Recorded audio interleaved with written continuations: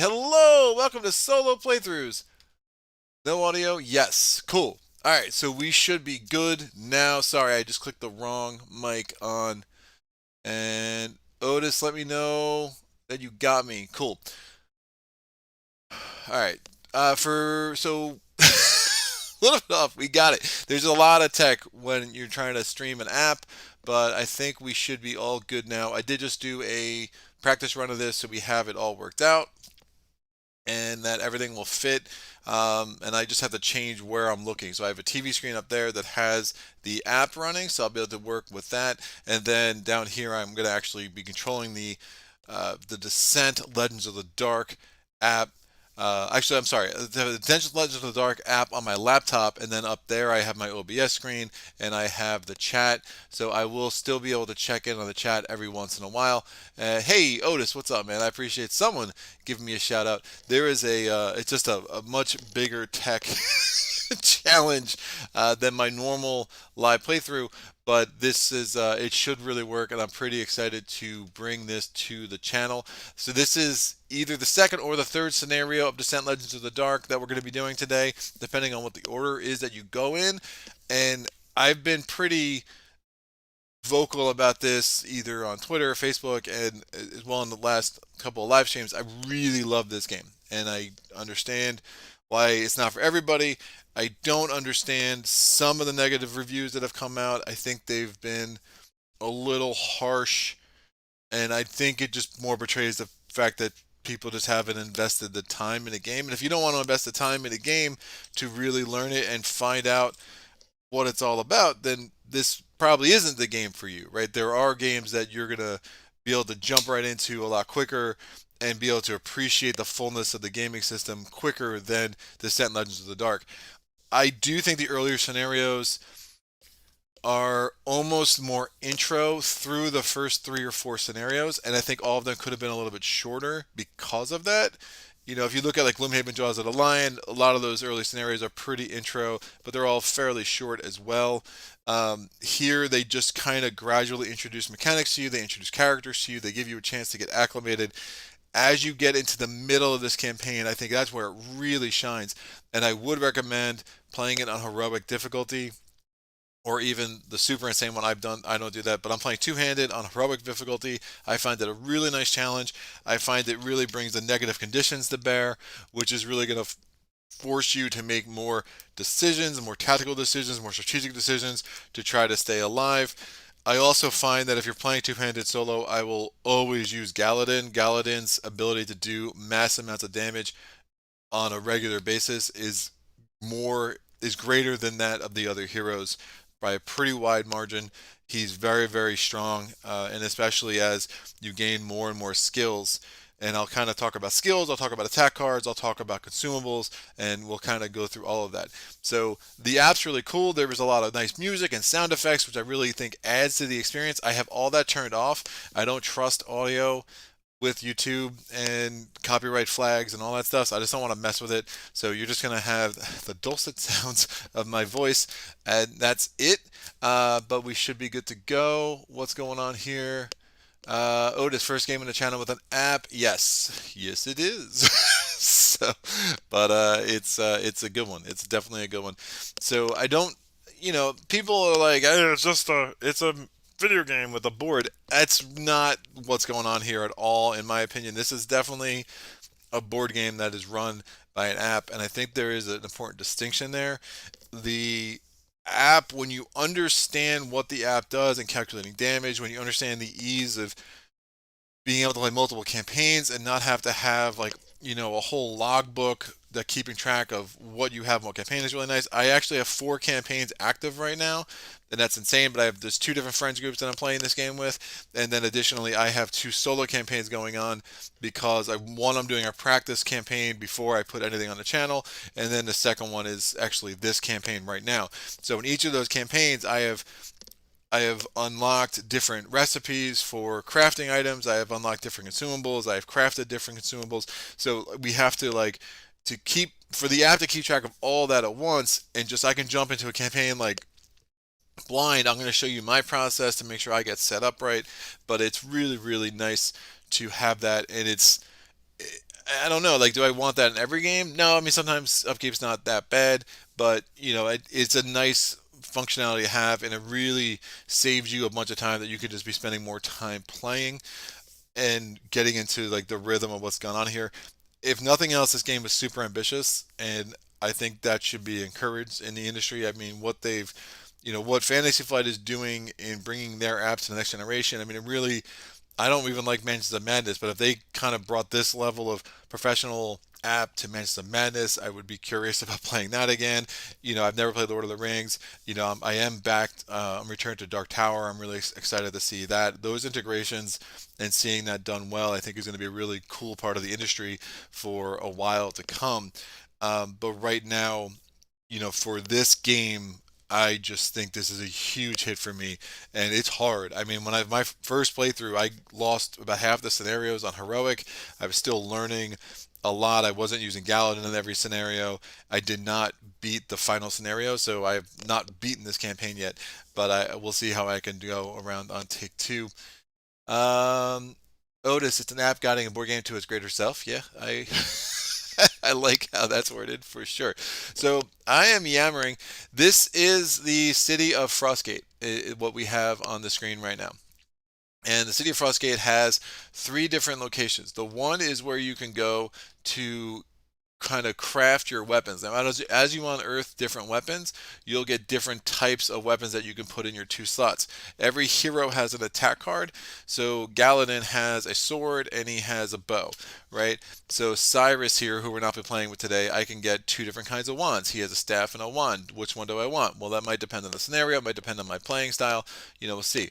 I'm going to go down to Galaden. So I have unlocked in this specific campaign, and again, I played two scenarios. I played the intro, which I don't think would represent very well on camera. You don't have any skill cards, and I think that's a huge part of some of the strategy here. And then I did the scenario to unlock chance, because I don't think that would play very well on video either, because it's really sprawling and pretty long scenario. So I think this one is a really nice intro. Scenario 3 is the first scenario with the Dwarf Artificer Kehli. She's awesome. I really like her flavor. And Galaden, again, is just super super strong. And the cool thing about the app and the stories that they come out, they kind of intersperse throughout the campaign, is you see the personality of the various heroes, and sometimes it's like real cheese and a little bit like in your face, over the top. Like they're gonna make sure you understand that Galaden is a loner. They're gonna make sure you understand that Kehli is like a super hyper, like, yeah, like she's kind of reckless, and she does a lot of things that are reckless, but she's super fun, and she's super, like, big hearted, right? And then you have like Chance is the cat, and Chance is like a scaredy cat and kind of has like a shady past, right? So that all comes. Cyrus is super optimistic. Bryn is like over the top heroic. I mean, this is generic fantasy at its best in my mind. I mean, there's all the fantasy tropes, all the different archetypes. I mean, Galaden's more of a rogue. I mean, all that stuff really comes out. So Galaden, I have three different kind of bows, and I'm going to choose which one I want. And I'm actually going to do that in another screen later. I'll come back to the screen as we actually start our little adventure. And if I go down to the dragon, you'll see here that he has a twisting half, so there are enhancements. I don't have any enhancements for either the blades or the bow. It doesn't matter what bow I pick, I just don't have access to any enhancements yet. Once you get enhancements, that will basically be carried over to any bow that you use. Here's Chance. Chance, I have enhancements that I got, but only one type. So Galaden's the only one that I've unlocked a secondary and a second and a third choice for his main weapon on his attack card, right? And now you only have one weapon active at a time, so you have to choose which weapon you want to be using to attack. But again, if I want to flip to a different kind of attack, it does cost me an action. Now, why would I want to do that? Well, each attack has a different type. This is a slash, it's a blade, obviously, and the bow has a pierce attack. The enemies are susceptible to certain kinds. They're weak, they have a weakness, right? So if the enemy has a weakness type of pierce, the bow, even though it only does 2 damage per success, might actually be better than the blades, even though the blades do 3 damage per success. And again, I'll break all that down as we get into attacks during the campaign. So this is the first place you can go. You can start crafting your weapons. Here's your market. You'll see I already bought 2 items there. Between every scenario, you'll have 2 or 3 items that you can buy. I have a ton of money. Getting stuff is not hard in this at all. You will get so many materials, and part of the reason I had that much money is I got so many materials. I just sold down to 20, so I'll pretty much be able to buy whatever I want between every scenario. And part of this, I got a trinket that allowed me to get more money, and I'll kind of explain what trinkets are in a second. So the marketplace is nice, but a lot of times you might not even buy an actual item. Sometimes you're just buying a recipe and then you have to make the item. And how do you make the item? Well, you make the item using the various materials that you have. Now, I already did all this before I came in here. I had a bunch of weapon parts. I made new ones, and I crafted some consumables. Now, when you make a consumable, you basically make a whole batch, and you have access to one consumable per hero for the rest of the campaign, which is really nice. However, each hero can only carry 3 consumables going forward, and I'll show you my inventory when we get into this next cycle. But yeah, Otis, it does look like the town of Frosthaven. That's really well said. I mean, there is a lot of this game that I do think there's a little bit of fluff that I don't think is necessary, and I think it does. If you've played Gloomhaven, you'll understand the idea of road events, city events. There are certain events that pop up that are just narrative events that you just go, but you want to do them because they're going to give you more materials and they'll give you a little bit more backstory. So you always kind of want to do them, and you can go through them pretty quick. I mean, it's not like at first I thought you had to sit through all the text, but I've learned that really you can start like blowing through a lot of that text a lot quicker than you might think otherwise. I want to get some things a little bit more ready. Try to make all right, just moving something out of the way there. Cool. So I think I've yammered enough. So from there, we're going to go to the map of, so we were in Frostgate. Now this is a map of this part of Terranoth, and you'll see what events I have open. And one of the things I really like about the campaign is that you are allowed to kind of choose which hero you want to be, and that hero can change from scenarios to scenario. Moving this out of the way so I can see this a little bit better up here. All right.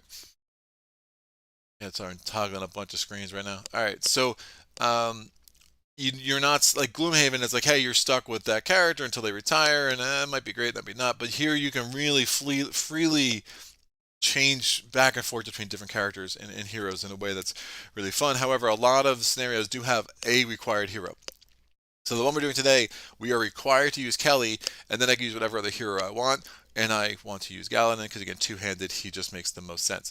So I'm going to go here, playing with fire. A dwarf smith and alchemist has requested aid for her people. A group of dwarven scholars and craftsfolk have sought shelter in an old mining complex, and Kehli fears that they may soon come under attack from the Uthuk.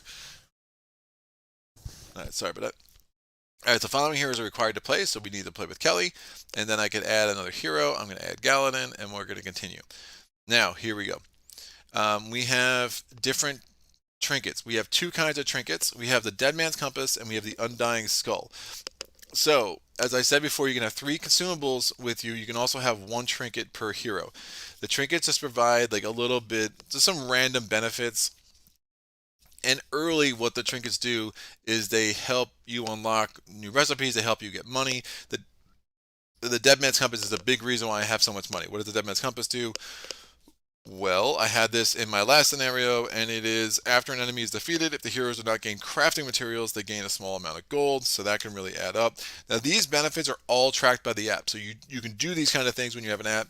I don't have to care about it, but I'm just going to put it out just for, like, showing what's going on here. So that will always just automatically take place by the app every time I kill an enemy that does not drop any loot. That does not drop any crafting materials. I'll get some loot as well, which is really nice. And then we're gonna give Kehli the Deadman's Compass. No, not the Undying Skull. My bad. I already had the Deadman's Compass. The Undying Skull, after you defeat an enemy, if it is the first time any hero with this trinket equipped defeats that enemy type, gain a unique recipe. And I'm actually going to switch that. I'm going to give the Undying Skull to Galaden, and I'm going to give the Deadman's Compass to Kehli. Make sure that fits on the screen over here. Perfect. Now, let me figure out the rest. So let me switch this to the Undying Skull. Nope. I'm going to give her none. I'm going to give him the Undying Skull, and I'm going to give the Deadman's Compass to Kehli. Great. Now, we are going to go with the rest of what we need to do. So I'm going to look at Kehli's weapons, right? Do I have any options with her? I can equip a I'm going to equip something on her crossbow. So now she has Screamer bolts. The enemy is enfeebled and exposed. There's a 20% chance of that happening. So while I'm rolling dice to do an attack, it's almost like the app is rolling a die, and 1 out of 5 times I'm going to enfeeble and expose an enemy. That does give me another little bit of an edge to say, hey, maybe the crossbow would be the way to go. But again, I'm only going to want to use a crossbow on an enemy that is weak to pierce. Otherwise, it's bad. Although the crossbow is ranged, so I might be able to get some extra damage on an enemy that's coming at me that wouldn't be adjacent. Now the hammer is not ranged, it's melee, so I am going to need to be adjacent to them to use that for an attack. So that is fine. So what? No, I just added that. Why does it have no ability? It should have an ability. I might not be able to get that yet because this is the first time I'm using her. Yeah, they might not even let me equip that, which is unfortunate. The crossbow should definitely have that. No, I'm sorry. Yeah, there it is. All right, the Screamer bolts, they're equipped. Awesome. So now I'm going to go to Galaden.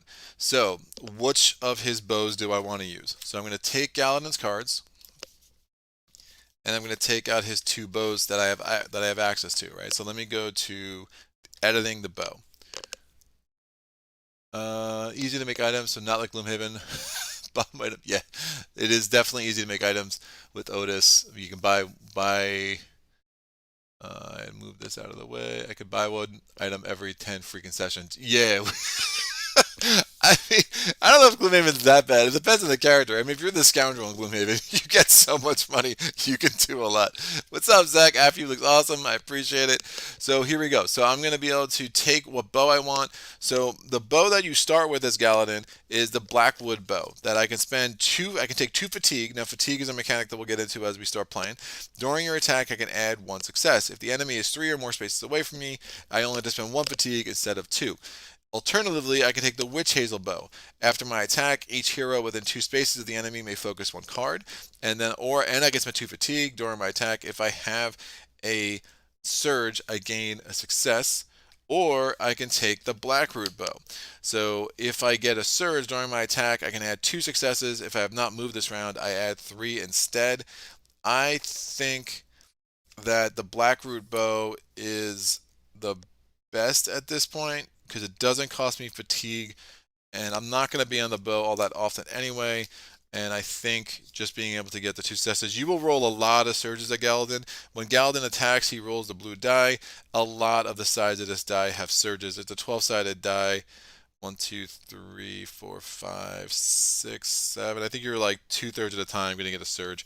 So, it makes sense. And while I do like the starting Bloodwood bow, which just take a fatigue, it guarantees you another success. We will be taking a lot of fatigue in this scenario, so I think the Blackroot bow, even though it only takes 1 fatigue instead of 2, sometimes that cushion's even better. But I think this is going to be a little bit more functional if I ever did get to the Blackroot bow side. All right, so those are out. So again, I have nothing I can do to I have nothing to enhance these weapons. That's fine. We're going to come back here. And now we have the Blackroot bow in play. Now you can start on any side you want with these weapons. One thing I should look at is my hero skills. What are my hero? Well, they're not going to show me that here. I'll do that in the next screen. I will do that in the next screen. So we're embarking on this adventure, and we are going to get a little bit of a road event, right, if you will. So ahead of the clearing, ahead on the road is a clattering, brightly painted wagon. Oh, it's a clattering, brightly painted wagon. The driver, a dwarf man with a black beard, singed short by fiery misadventure, pulls the long-suffering mule to a halt as Kehli approaches. Now, sometimes these road events are a little bit random, and this one is clearly linked to Kelly's first scenario.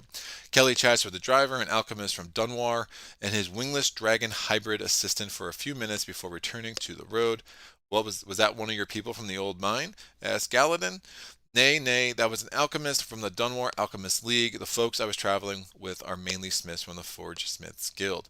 Your posture, body language, it looked like you knew him. Now, Galaden's interesting. Galaden's deaf, so they will make reference to that often. So, again, he's like this elf dwarf, like loner, No, he's like an elf, a deaf elf loner who's just out for vengeance because he really hates the Yathuk. All right, and then Kehli is I don't know him. I don't know him exactly, but we were talking shop. You see, he and I were both members of the Alchemist League in Dunwar. What did you two discuss? He asked for some advice. Kehli chooses. I'm just going to randomize this instead of making this choice. I rolled a 6. I offered him one of my old standby recipes. I was in demand. He seemed chuffed, whatever chuffed means. The Triumphant Hilt recipe has been added to your inventory. Oh, and by the by, when we reach the repository, I'd appreciate it if no one mentioned the Alchemist League. You see, the folks there will be from the Smiths Guild League, from the Smiths Guild and Forge, and they don't exactly know that I'm in both guilds. Is that allowed? That doesn't matter because no one is ever going to find out. Now let's get moving. All right, we are moving. Kind of. We're getting there. So when crossing a glen, you pause to inspect a patch of clover, and after a moment, pluck one with 4 leaves. The following has been added to your inventory to be used later. It's 1 Fortunos. Now you'll hear like Fortunos, Vigos, Teros. These are like these 8 different elements in the land of Terradoth, and then we could use that to craft some of the more special items. We're going to continue here. And the road twists as it rises up the hills. A cluster of buildings cling to the slope, surrounded by a deep quarry and entrances to a half-dozen mine shafts. From the largest building rises a thick column of black smoke, blood and shale. The Uthuk are already here? Did your people have any defenses? Asked Galaden. There were some old human-made golems at the site. Were they functional? They were when I got done with them. In fact, I did modify one of the golems a wee bit to help defend them. Modified it how? Oh, you know, enhanced the frame a wee bit. Made it better. You made a monster is what you made, you daft fool. So Master Bruley shows up. He's not happy with Kehli. Master Bruley, what are you doing here? You're supposed to be in Thelgrim. Oh, aye. You'd like that, wouldn't you? You and your compatriots in the Forge Smiths Guild studying the golems and learning our alchemical secrets. I'm not sharing any alchemical secrets with the Smiths, you cracked bottle. That would be wrong. Then why is it breathing fire? Well, I did make some other adjustments. Your mistake of a golem is in there right now, lighting everything on fire and attacking friend and foe alike. And all the scholars and guild members are in there trying to salvage what knowledge they can. Get in there and help them. Right, I'll soon have this sorted out. I'm going to randomize this. Kehli is going to choose to better smash the golem to bits to be safe. We'll go in there, smash that golem to bits to be safe, and rescue all the people and books and everything. Get to it. Bring the scholars and books to me. I'll keep them safe. And watch out for the Yathuk. Their attack is what made the golem go berserk in the first place. There's a sudden crack and roar from the inside the building. From the large building before you, you better hurry before the flames consume the entire mining complex. All right. Here we go. So smoke billows from the long, low hall at the center of the mining complex. No time to waste. Kehli rushes everyone to the entrance, and we're going to continue. So I already have that on the board. I do need to put a treasure chest here. And before I do that, let's go into the feats now. So it should let me see Kehli's feat. So a couple things going on here. So feats are ways that you can unlock special recipes, unlock new skills, get new equipment. So I have 2 active feats with Galaden. I have 1 active feat with You have 1 active feat per hero is what I should say. Galaden, his feat that he's trying to go for now is Deterrence. Defeat an enemy that has an attack. If I do that, I get the reward of a Nightless String recipe. And then Kehli, the feat she's going for is Born Leader. Either interact or attack before any other hero during a round. If she does that, she will get the Kellic halved recipe, but she has to do that 7 times. Galaden only should do once, so that's we know what we're going for. I did complete one thing earlier with Galaden. That's the only a feat I have completed so far in this campaign.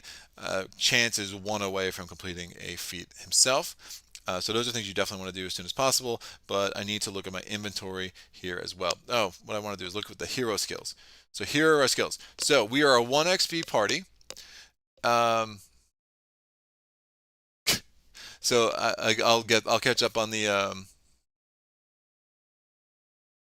I'll catch up on the chat in 1 second here. So we are a 1 XP party, which means that we can take 1 XP worth of skills. We only start with 1 XP per skills to go with. So Galaden's starting skill is Prowess or Flow. And Kehli's starting skill down here is I Got This and a Word of Caution. Now, as we become a 2 XP party, a 3 XP party, we will have access to more and more skills. And that's really where the game really does start to shine even more. Because the more cards you have in front of you, the more things you can put fatigue on, the more interesting decisions that you can make, the more you can flip cards and like do some crazy things. The better this game gets, the better the gaming experience. So again, there is kind of a ramp up. Those first few scenarios are kind of a slow build, but I still love the first two scenarios, especially the first time through. It's just super. This app is like super, super interesting, and there is a bit of like storytelling that they put in here, and the production quality is really, really nice. All right, so those are my skills. So I have the right skills out, and then let me look at my inventory. The inventory down here is armor, trinkets, and consumables. Well, I've already dealt with the trinkets, right? So let me go through consumables. So I have two consumables and the consumable recipe. I have not made the rabbit foot potion yet, so I will not have access to that. But let me take the potions I do have. I have a vigor potion, so I'm going to get my stack of potions, and I'm going to give each hero one vigor potion. What's a vigor potion? During your turn, you or an adjacent hero either heals 3 health or discards 3 fatigue, right? Fatigue, again, we'll talk more as we go. Fatigue are things that you can take to unlock certain abilities, but also if you have to put fatigue on a card because you suffer fatigue and you don't have any room on that card for fatigue, you will have to take damage instead. So managing fatigue is a big part of this game. The other consumable that I have already made a batch of. Again, I've already crafted these in previous scenarios or after previous scenarios. It's the Antidote Potion that could come in really important in this scenario or this campaign. I do wish I had the Rabbit Foot Potion too, just never got there. And the Antidote Potion is during your turn, you or an adjacent hero can discard up to 3 conditions. Conditions are positive or negative, but obviously you'd want to discard the negative ones. And the negative ones are Terrify, In Fact, I'll explain what those are, and Scar. The positive ones are Prepare and Focus. Now, the um, the consumables, like all these cards, have like upgraded abilities. So the consumables have 2 sides. So you want to make sure that you're using the right side. I do not have the upgraded version of the Antidote Potion or the upgraded version of the Vigor Potion, and I don't have the upgraded versions of the trinkets. The upgraded versions are just like the little hash marks. They have like 2 up arrows. They're really hard to put together. They're really hard to get. You don't get a lot of those, and I think that's one of the complaints of this game because it's a really slow build to get some of those, but it's a fast build to craft a ton of items. Like I'm 2 scenarios in, and look at all the the things I have. Right? I have 20. I have 12 different weapons, and then I have already crafted 8 different attachments to those weapons. And again, we're only 2 scenarios in. So the armor. So armor is interesting. Kehli can only take medium or heavy armor, so she can't take light armor, and Galaden can only take medium armor. So there are 3 kinds of armor, light, medium, and heavy, and I have already taken out of the game the light armor. It's over there. Sorry, that was a trinket deck. So I'm going to go look at the heavy armor, I'm sorry, the medium armor, and I want to give a medium armor to Galaden. Now, I have only unlocked 4 pieces of armor here. The 7-button vest is a light armor. Neither of my heroes can take it, so I'm going to ignore that. Skykeepers is heavy. Stalwart Mail is medium, and the Sieging Doublet is medium. So let's take one of these for Galaden. The Sieging Doublet, at the start of each quest, set your health to 4 greater than its maximum. Again, Galaden's starting health is 9, so I could set it to 13 to start this. And then we have the Sieging Doublet at the start of each quest. No, I'm sorry. The Stalwart Mail, during an enemy activation, you may ignore abilities that move you. Not that enamored with that, so I'm going to take the Sieging Doublet, and then the heavy armor I have here is the Skykeepers. What do the Skykeepers do? Before another hero's defense, if they are within 2 spaces of you, you may swap spaces and become the target instead. That might not be the craziest thing. I don't love either of those really, but I don't really love Skykeepers for either of these heroes. But, you know, it is what it is. So we don't really have a good heavy armor at this point. So, looking at the chat, are you ever going to do Jaws of the Lion or Gloomhaven products again? So Otis, in Gloomhaven, looting seems worse than keeping tempo. Oh yeah, agree. Otis, are you ever going to do Jaws of the Lion or Gloomhaven products again? I don't know, man. Jaws of the Lion kind of like it was a big dud on my channel. I very few views. So we'll see. I might try it again in the future now that I've grown a fair amount of since. John Olderson, hey Greg, the Shut Up Sit Down review put me off this game, but I'm definitely open to being convinced otherwise. At the moment, it looks more app game than actual board game to me. What are your thoughts? I think it's more of a board game. I mean, the management in between scenarios, like think about all the time you spend, you know, with friends going through, the list of items and trying to figure out what you're going to equip. We're doing the same thing in the app, and I'm doing it. I do this really quick normally, right? I'm doing it slower because I'm trying to explain what I'm doing as I go. But after a couple scenarios, you'll be blowing through this in like 3 or 4 minutes and just up and running. I don't agree with the idea this is just an app. I mean, you're still rolling dice, you're inputting, and instead of like I rolled dice and having to do all this math, the app just does so much for you that it's great. But you're still the one controlling the movement, and again, especially if you play Gloomhaven, you still have to figure out like the monster AI, where they're going. It's simplified in that sense, but I definitely think it is a straight up board game. Ofer says, "Good evening, Greg and all. What's up, Ofer? I'm 20 minutes late. So nice. He's watching at 2 times speed to start and catching all about 30 minutes. Well, Ofer will find out that the first 5 minutes of this was me having some tech difficulties, so he should be here pretty quick. All right, I'm going to continue. So, place tiles 5B, 13A, a chest, an archway, and 2 ember underlays. The underlays are really clever. There are 4 types. There are, and the back of the book is really helpful. So you have your poison underlays, your spike underlays, your water underlays. In this scenario, we will be seeing the embers underlays. Every time I enter an embers underlay, what I need to do is take a scar negative condition and put it on one of my cards. Right now, if I already have a scar condition on all my cards, I can't do it. And every condition can only be, well, some exception, but generally speaking, for purposes today, every condition can only be on a card once. A card can only have a positive condition once or a negative condition once. So if I already have all my cards scarred and I have to walk through embers, it's really not a big deal because it's not going to impact me anymore. I can't take anymore. And unlike fatigue, when you can't take anymore, you have to take a damage instead. The same is not true about scarring. You're just scarred. It is what it is. Now, what is the negative effect of scarred? Well, when I want to flip a card, if I flip it and it has a scar token on it, I will have to take 2 damage as part of flipping that card, which again, where this Antidote Potion can be really helpful. If I really want to flip a card, I can use my Antidote Potion, discard the 3 conditions, and then flip the card without taking that 2 damage penalty. Now, if an enemy enters an Ember's location, they are going to get afflicted and doomed. That's correct. Yeah, afflicted and doomed. What afflicting does, it means that when the time passes phase, well, as soon as they enter the enemy phase, the darkness phase, they will take 4 damage right off the bat. Right, so it's a nice little mechanic. If they're afflicted and you can get them down to 4 health or less, you know they're just going to die. The other thing about dooming, what dooming does, dooming any negative statuses that are on an enemy. Doom means that those statuses are going to stay for the next round as well. That works really well with things like expose or enfeeble, and I'll explain what all that means in a second.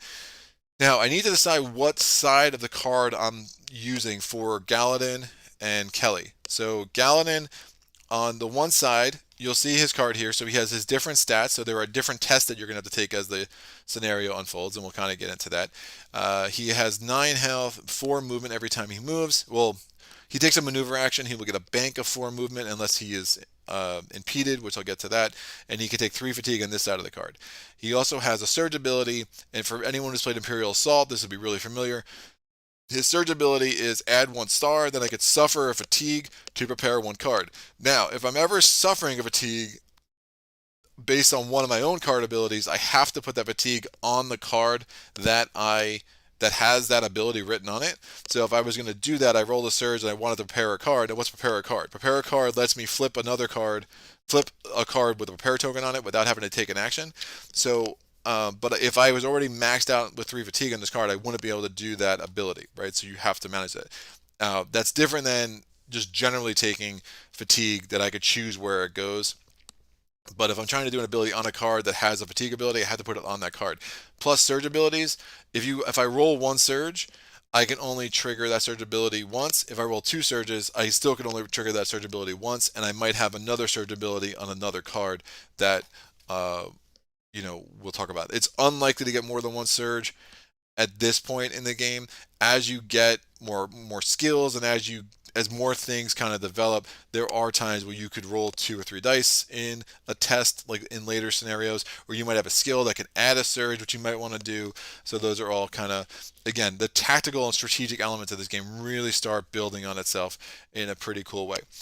So the other side of his card is Lightstep. During my turn, I can take a fatigue. Again, it's a fatigue ability on this card, so I would have to put it on this card, and that will allow me to shift one. Shift is just movement, but it's movement that doesn't require movement points, right? So I can do my maneuver action, get 4 points of movement. If I want one more point of movement, I could take a fatigue and just shift one more over. And then we also have the same surge ability, and this side of the card only has 2 fatigue on it as opposed to 3.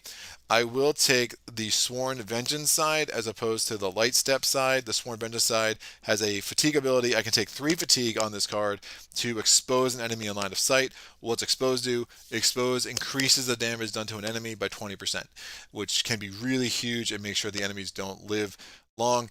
The trying to limit the number of times enemies activate in the darkness phase is how you win this game, right? Because otherwise, if they keep living, they're gonna smash you eventually. So just trying to limit how many times they can attack you is huge.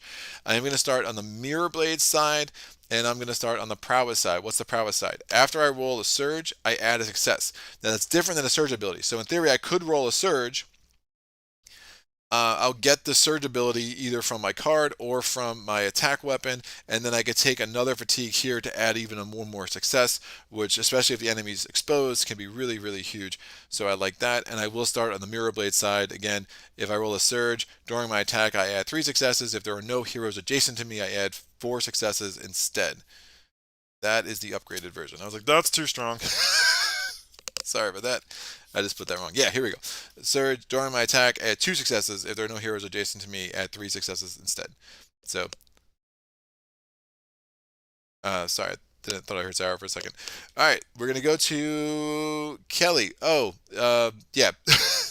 For those knowing, we are on a 25-second delay, so if you write a comment, and I'm alone, so I'm going to be, Mrs. Playthrough is unable to make it today, but if I'll check the comments as we go. So if you're first time here, that's how that works. And welcome.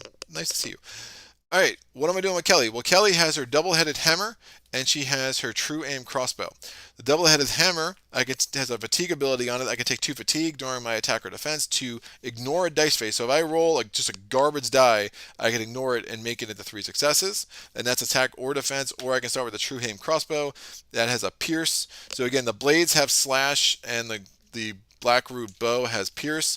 Again, you'll see a lot of the ranged attack abilities are pierce type, which makes a lot of sense because they're like crossbows and stuff. So crossbows and bow and arrows and stuff. So this crossbow has pierce. I could take 2 fatigue to re-roll 1 die. I will start with the hammer. It has the crush ability. So I have a slash ability, I have a crush ability. And then we have the skill card here, a word of caution. I could take 2 fatigue at any point before a hero interacts. If they're within 3 spaces of you, they can focus a card. What's a focus thing do? Well, again, the focus is a positive status. Focus just gives you a reroll, and you can reroll any die at any point, and you could take that focus from any. I could be doing an attack and have a focus thing on my hero card. I could spend that focus to reroll a card, or reroll that die. It's really huge. The other side of Kehli's skill is I got this. I could take a fatigue during my test. I can add a success for each fatigue on this card. Let me start with a word of caution. I think that'll make a lot of sense. Maybe get some focus abilities out there. And then her hero card is the Dwarf Artificer. So there's a clever trap side. Again, she gets 3 movement every time she does a maneuver action. She starts with 9 health. She rolls a black die when she attacks. She rolls a gold die when she defends. Galaden rolls a blue die when he attacks. He rolls a black die when he defends. The black dice have the most chances for success. And then she has her abilities. Again, we'll get into abilities as we get into the test. 3 fatigue on this side of the card. Her surge abilities add 1 success. If I'm adjacent to a token, chest, shelf, or cauldron, add 2 success instead.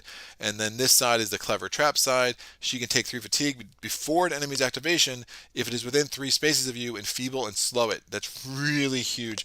Enfeebling is going to reduce the amount of damage an enemy does to you during that attack, and slowing it means it's going to move a lot less, which is really strong. And then we have adaptable. The adaptable side, I can spend 3 fatigue during my turn to flip a card.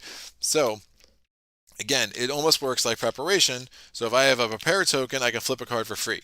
Or if I want to flip another card, I could even flip this card, right? I could say, well, I want to be on the other side. I can take 3 fatigue and then flip any card I want. So it's just like it's saving you an action. Fatigue abilities do not cost actions unless they have the arrow, which is pretty ubiquitous in games. So we kind of get how that goes. And I will just put the adaptable skill here. And I think that will work. Cool. So we have Adaptable Side up here. We have Sworn Vengeance. Give me 1 second.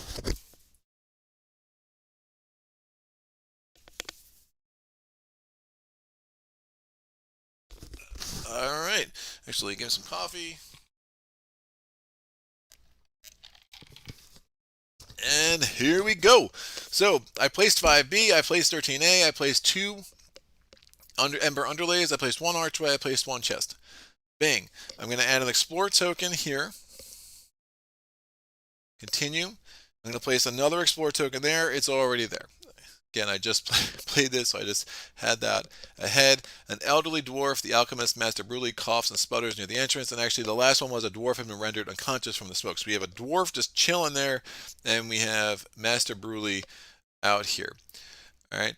And again, Master Bruley was one that was none too happy with Kehli because, Kehli basically created a golem that is gone crazy, but it's not totally her fault because the Athuk are definitely involved. All right, we have 3. Smoke obscures anything past the entrance. We have 3 sight tokens. Now, sight tokens are different than explore tokens. Explore tokens, in order to interact with them, you have to spend an action. Sight tokens, as soon as you get adjacent to it, you automatically trigger it and you have to do something. And the app will really kind of help you through that. It's really nice. A roar echoes from the smoke. That sounds like my golem, Kehli says, grinning. It's nice to see a project reach its full potential, though maybe making a golem breathe fire wasn't the best idea. Kehli, Deepfire, I cannot believe you did this. The elder dwarf's eyes are bulging with rage. This is one mistake too many. I cannot even begin. The dwarf is cut off by a second roar.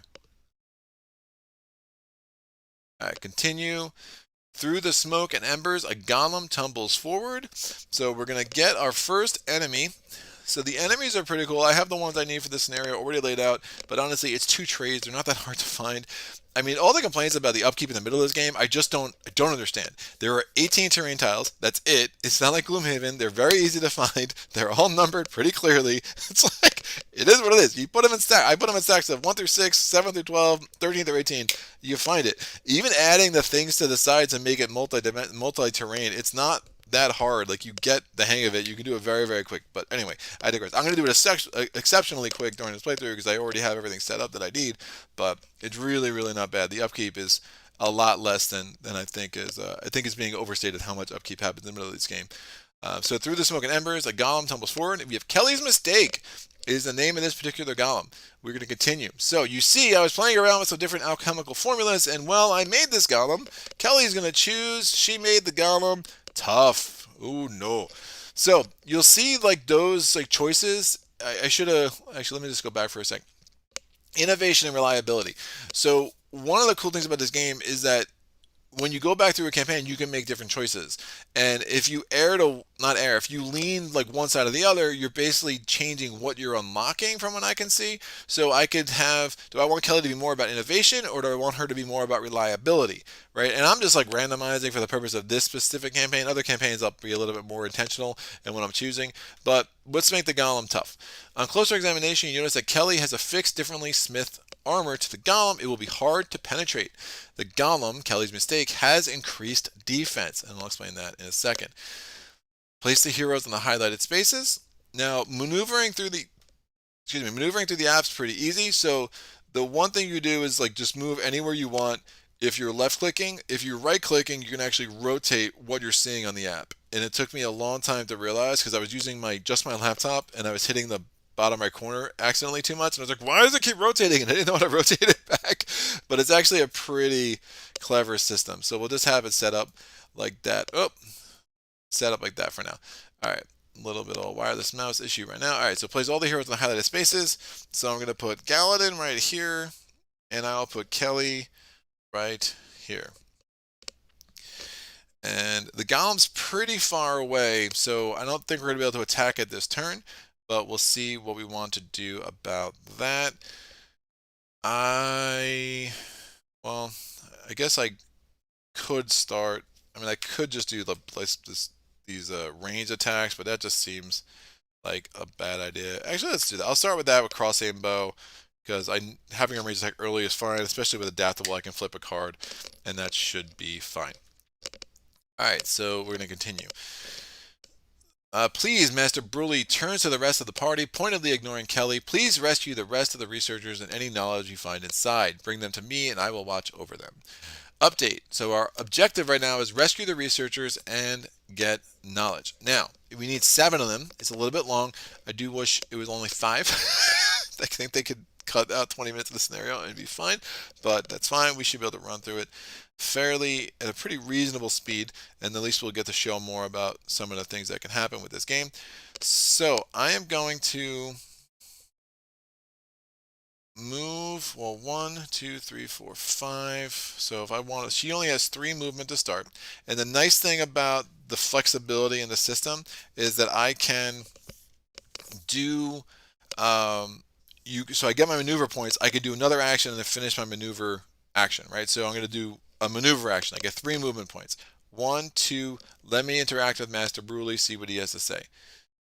So, Master Bruley sputters as he stares you down. Kehli, this time you have gone too far. You must stop this. The consequences will be severe for your misbehavior and reckless experimentation. Go! Rescue the other researchers and bring them back to me. We will talk about this once the danger has passed. The elderly dwarf sinks to his knees. I can focus 1 card. Great. So I have a focus condition that's going to let me reroll a die. So continue. So she has 1 more turn from her maneuver action. So that gets her there. She's actually not going to be able to attack.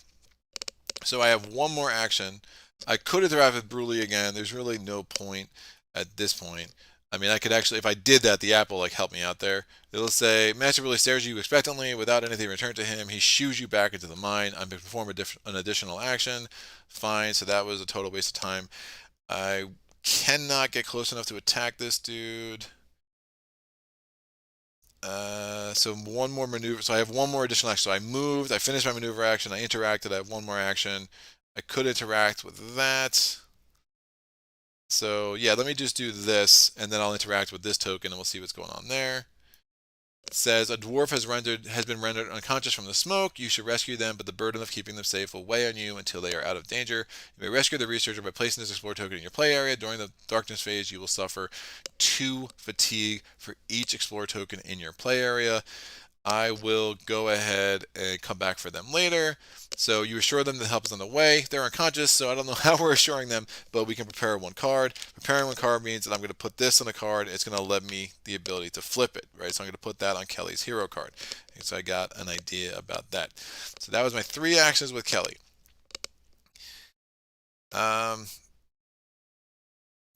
Yeah, I'm just going to move Galaden here. 1, 2, 3. And he can move 4.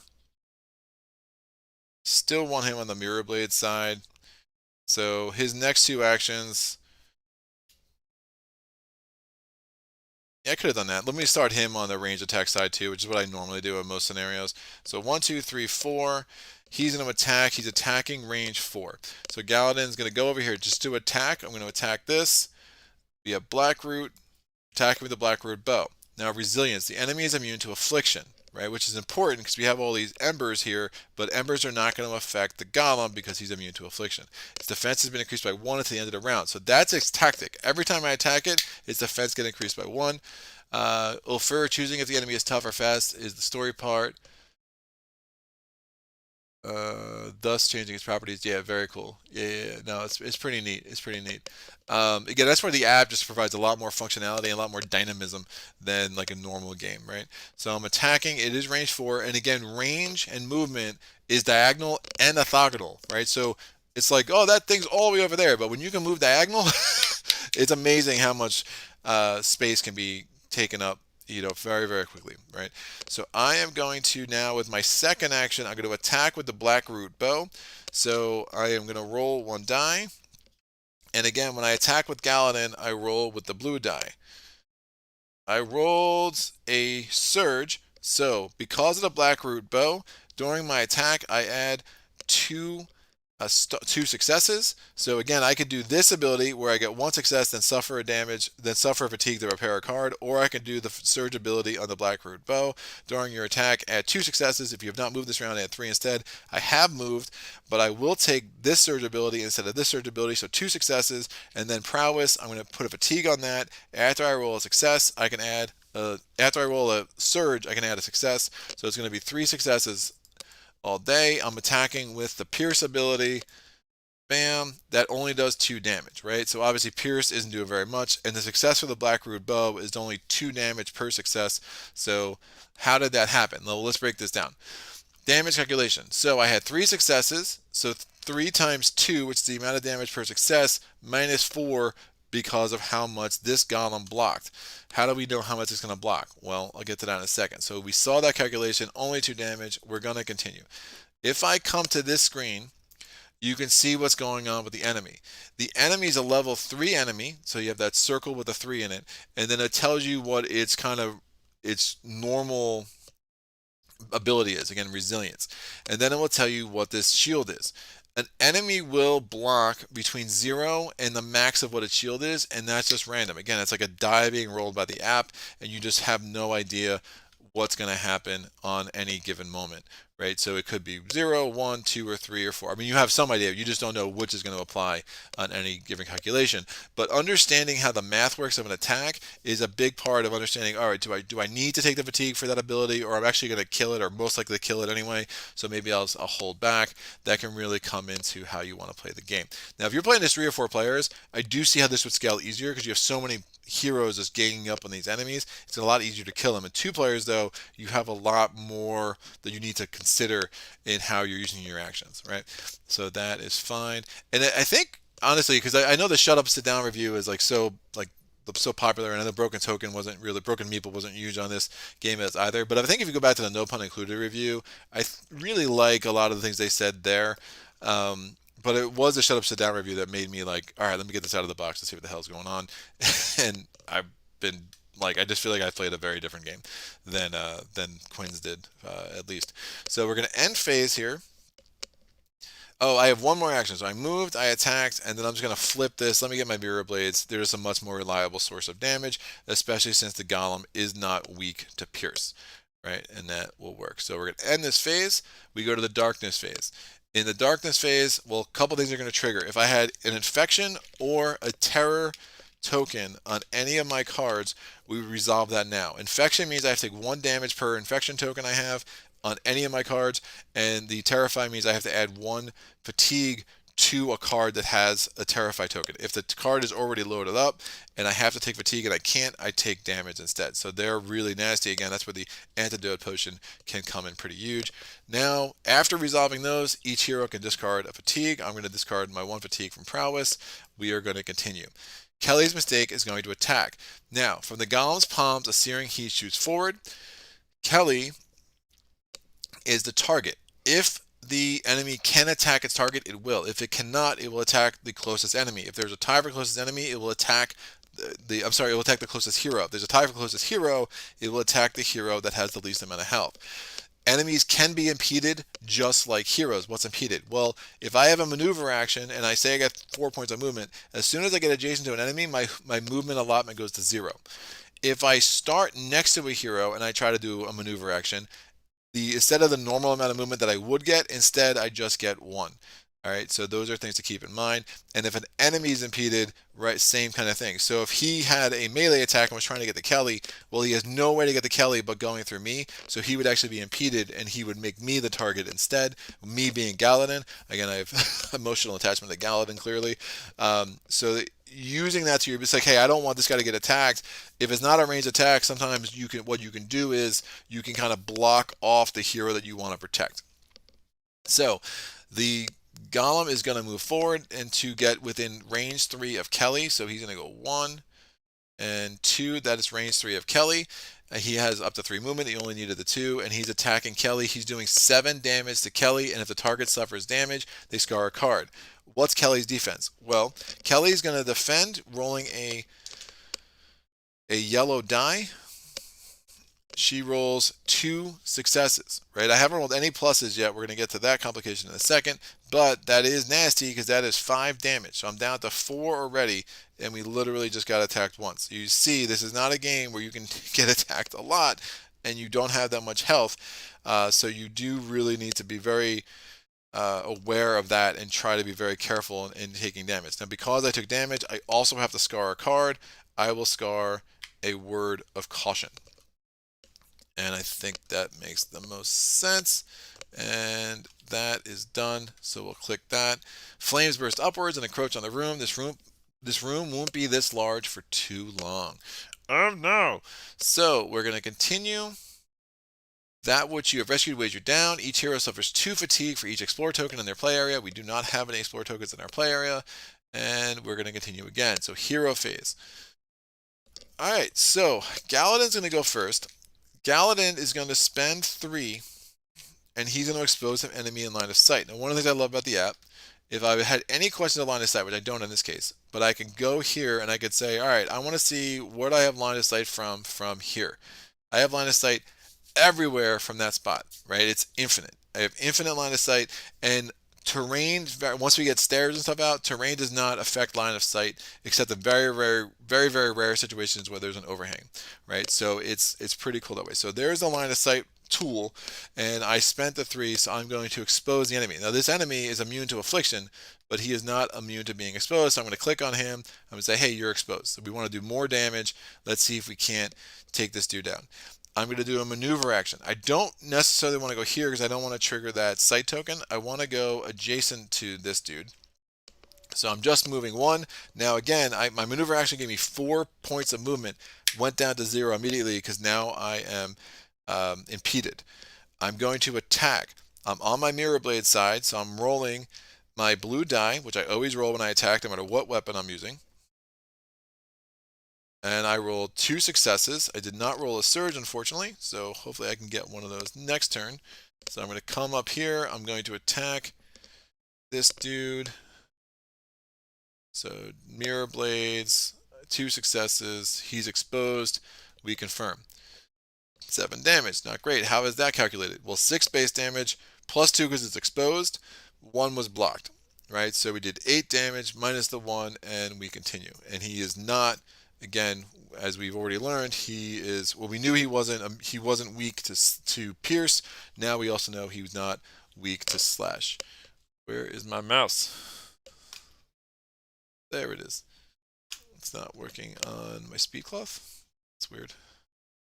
Here we go. All right, so now I'm going to come over here, and we're attacking with mirror blades. I'm going to roll this die again. Please roll a surge. I did. So during my attack, I add 2 successes. If there are no heroes adjacent to me, I add 3 successes. And then prowess, if I roll the surge, I get 1 more success. So it's 4 successes. It's again 3 damage each for each success, and it's exposed. So it's going to be like 5 damage each pretty much. And then we'll see what he blocks. All right, so I'm attacking, confirm the 4 successes. We did 11 damage. So he must have done a lot of block. Yeah, he blocked 4 that time. So we did 15 damage. He blocked 4. We got 11 that got through, and we will continue that. All right, Kehli's going to try to take advantage of the fact that this golem is weakened. So Kehli is going to spend 3 on her turn, fatigue, to flip a card. So she's adaptable. She's going to flip her crossbow. Then we're going to go ahead and attack with the crossbow. So she's going to do her maneuver action. She gets 3 points of movement. Well, now it's, oh shoot, I'm going to have to open one of these side tokens. That's not great. I will go here. So she goes there. She immediately opens that site token. Yeah, that's going to have to go. All right, so as you approach the smoke parts to reveal an extension of the one room, discard the site token.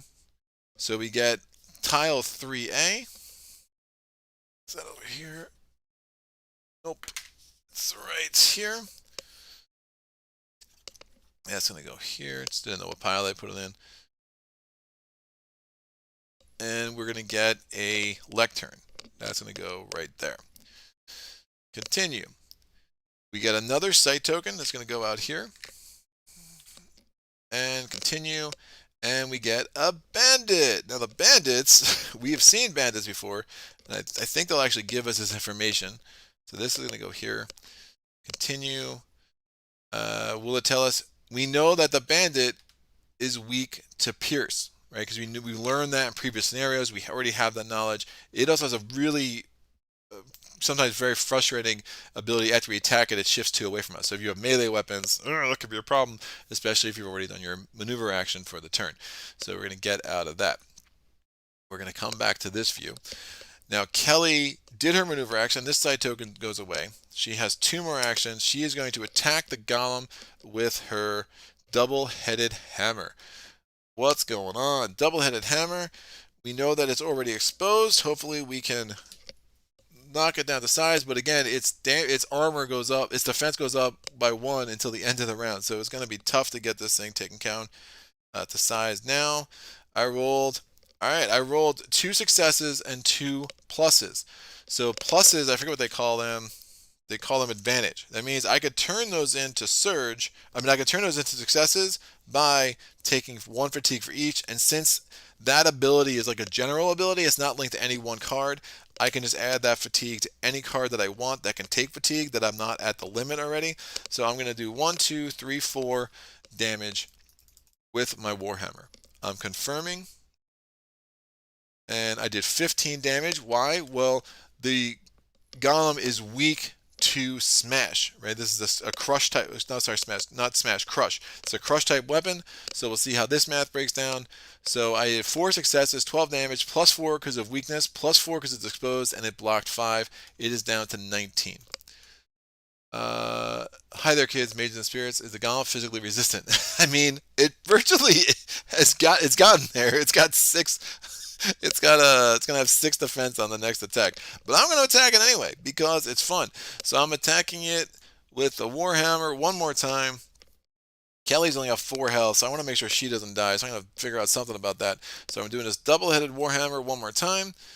We're attacking. Again, her attack die is the black die. She rolls 3 successes. Don't even need to use the fatigue ability on the double-headed hammer. So 1, 2, 3, and boom. 15 damage. She's got 4 left. How does that work out? So again, 9 base damage, plus 3 because of weakness, plus 3 because of it's exposed, and 0 was blocked. So it actually blocked 0 that time, even though it could have blocked up to 6. So that was lucky, and we will continue there. All right, end of my phase. I have no more actions. I am going to flip. Oh, I have a focus token there, so maybe I don't need to flip. I forget what's on the back side of here. Oh, I can enfeeble and slow it. That's not going to matter. But I don't want her to die, so I'm going to use my Vigor Potion before I get attacked, and we're going to get 3 more health back. And that should work. All right, so I do like using those a little aggressively earlier. Once you're wounded, things get a little bit harder. We have the Bandit. So we're going to get attacked by 2 things this turn. So we're going to end this phase. And we resolve Infection and Terror. We have none. Everyone can throw away 1 fatigue. So she'll do that. And then we're going to continue. The Bandit is targeting Galaden. So he's going to see if he can get within 2 of Galaden. 1, 2, 3. He absolutely can. So he goes right there. He's attacking Galaden. And because with a damage of 4. Now, if I put a fatigue on a card, I'm also going to have to scar that card. So we'll see what I roll. Again, he used the black die for defense. I could just take 2 damage. I think that makes more sense than not. Because if I don't know if I want to scar a card just yet, although I'm going to be scarring a number of cards anyway. That's fine. I don't want to put fatigue on there. Yeah, I don't think it makes sense to try to avoid 1 point of damage to scar a card. So I'm just going to do that, and that is 2 damage. And Kelly's getting attacked by the Golem. So the Golem has a range attack. So he is going to move back before his attack. From the Golem's palms, a searing heat shoots forward. Now he would move to get to maximum range, but again he was impeded. So his movement allotment, just like ours, is only 1 when we start adjacent to an enemy.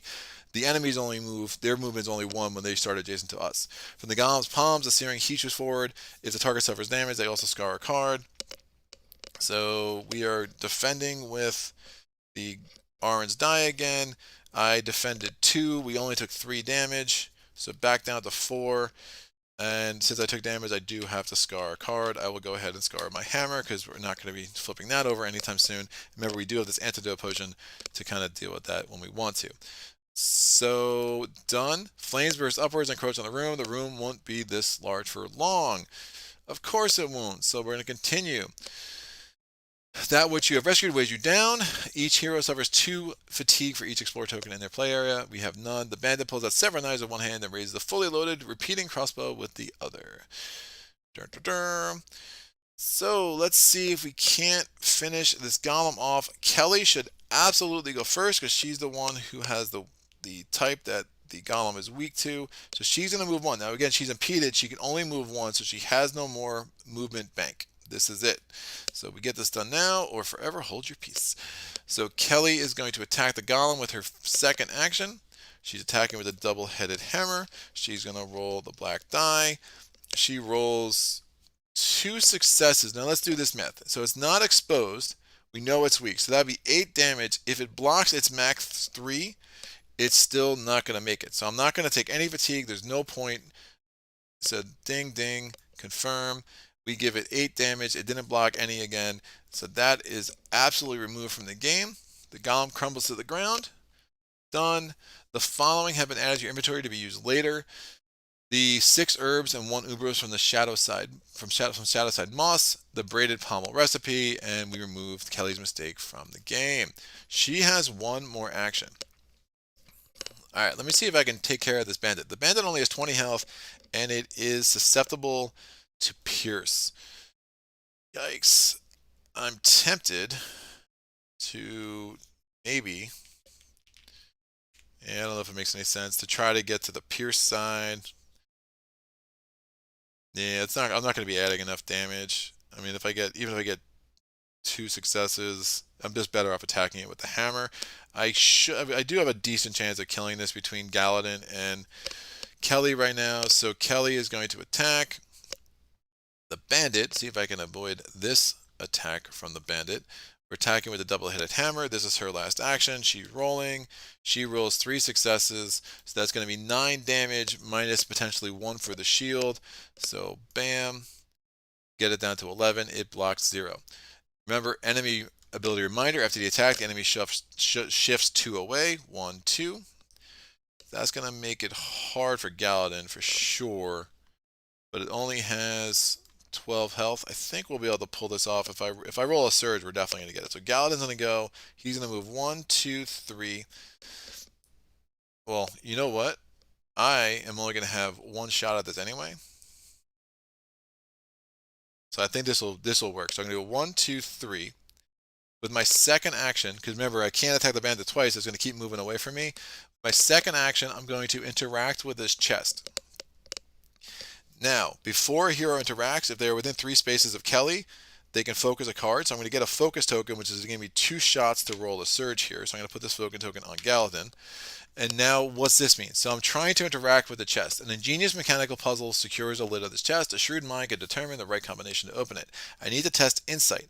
Insight is not a great ability for Galaden. It's -1. So I'm unlikely to succeed on this 1 try, but I really just wanted that focus token. So I rolled. I mean, I could go crazy here. I don't think it's going to make that much sense. You know what? I can't even take a surge here. I was thinking about maybe doing the surge ability. I could suffer a fatigue to prepare a card, but that's not even going to work. So, I mean, in theory, I could get a 6, but I don't want to do that. I'm just going to plug in 1, 2, 3, 4 for 4 successes again because I'm not using the surge. I'm still get the +1. The surge gives me +1 star, but I'm not going to get the extra ability there. I have an option to suffer a fatigue to prepare a card. So with 4 successes, that's modified by his insight. So I only got a 3, which is super failure. You're closer to opening this chest, but there is still some effort required, of course. But now I can go ahead and do this attack. I am attacking with the mirror blades, and all I want is a surge.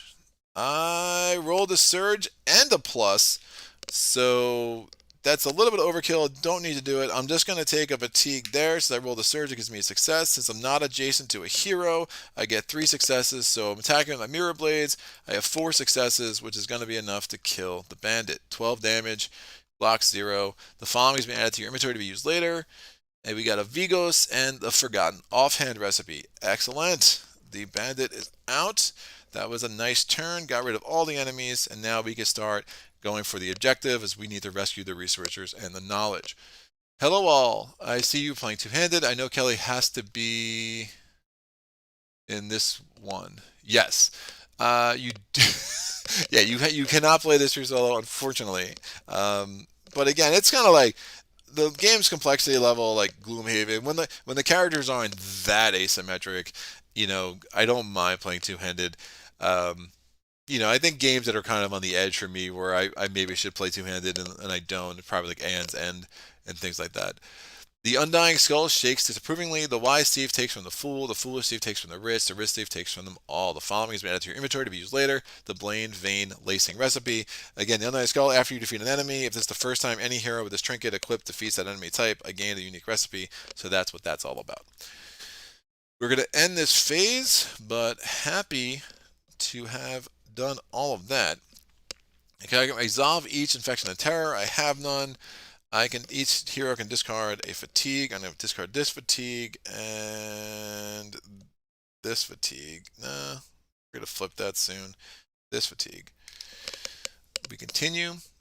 All right, well, things just got interesting. The floor gives way as part of the room disappears into flames. The burst of the heat is enough to throw anyone back. Remove tile 13A and all of the figures and things that are on it. So I'm just going to move this over here for a second. Shift each figure on 13A to the closest unoccupied highlighted space. So if we're here just for visual purposes, that means that Galaden's going to go there, Kehli's going to go there, and that will work. All right, now we're going to go to the next.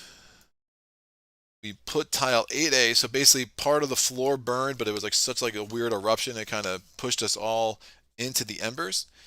And we're going to have to do some things to address that in 1 second. So 8A gets put. Now, let me just do that now before I forget. So since I landed on the embers, if a hero moves into an ember space, they scar one of their cards. So I have to scar the hero card for Kehli, and I'll scar the mirror blades for Galaden. I'm probably not going to be flipping that over anytime soon. So that's not a big deal. We continue. We place the Explorer token that was here is going to still remain there because we still have to save that guy from the fires. Continue. We're going to put a site token up here now because we never triggered that. Continue. We put the other site token back here because we never triggered that. Continue. And the flames continue to rise and spread. You must move quick. That which rescue weighs you down. We don't have any Explorer tokens in our play area. And now we go to the hero phase. So it's a little unfortunate that Galaden Kehli's like already loaded up a scar token, so it would make some sense just like run her over there. But considering, because if I move back here with Galaden, he's gonna have to take another scar token. Maybe that's still best. Yeah, I think that's probably still best. And I'll just send Kehli that way. But Kelly's only got 4 health, so hopefully she can find something to heal her up a little bit.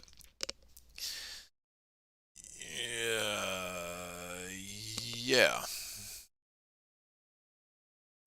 And this can come out. So this treasure chest, we just never got a chance to open it before the fire gave away. Obviously, we had our hands full with golems and stuff, and that's how that goes. That's how that goes sometimes.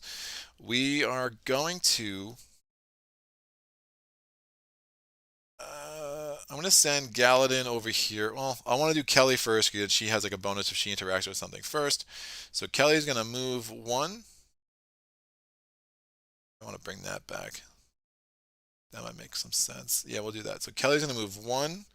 Now, moving out of the embers, she don't have to worry about it. So the different underlays usually only matters when you move in or you land in based on a forced effect like just happened there. Water's the only one you have to worry about moving out of water. Then it costs 2 movement points, not just 1. Did you cover their feats? And here come the scars. Yeah, no doubt. So Kehli moves 1, she moves 2 and 3. I'll have her interact with this thing right here. So a dwarf is rendered unconscious from the smoke. Same dwarf we told would come back later, even though he's unconscious. We're going to rescue him now. So we can put this on our play area. And then Kelly's going to do another maneuver action and go 1, 2, and now she's out of action. So she's going to take 2 fatigue during the time passing stage, but that will be fine.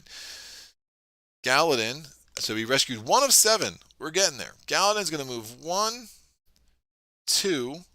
He triggers this site token. Oops, sorry about that. I will watch over everything and everyone. You can drop off what you've occurred with me, and in turn, I shall help your efforts. Bruley calls to you. Oh, what a nice guy. So we triggered this site token. Again, we still have two in that we did a maneuver action. We still have two in our allotment.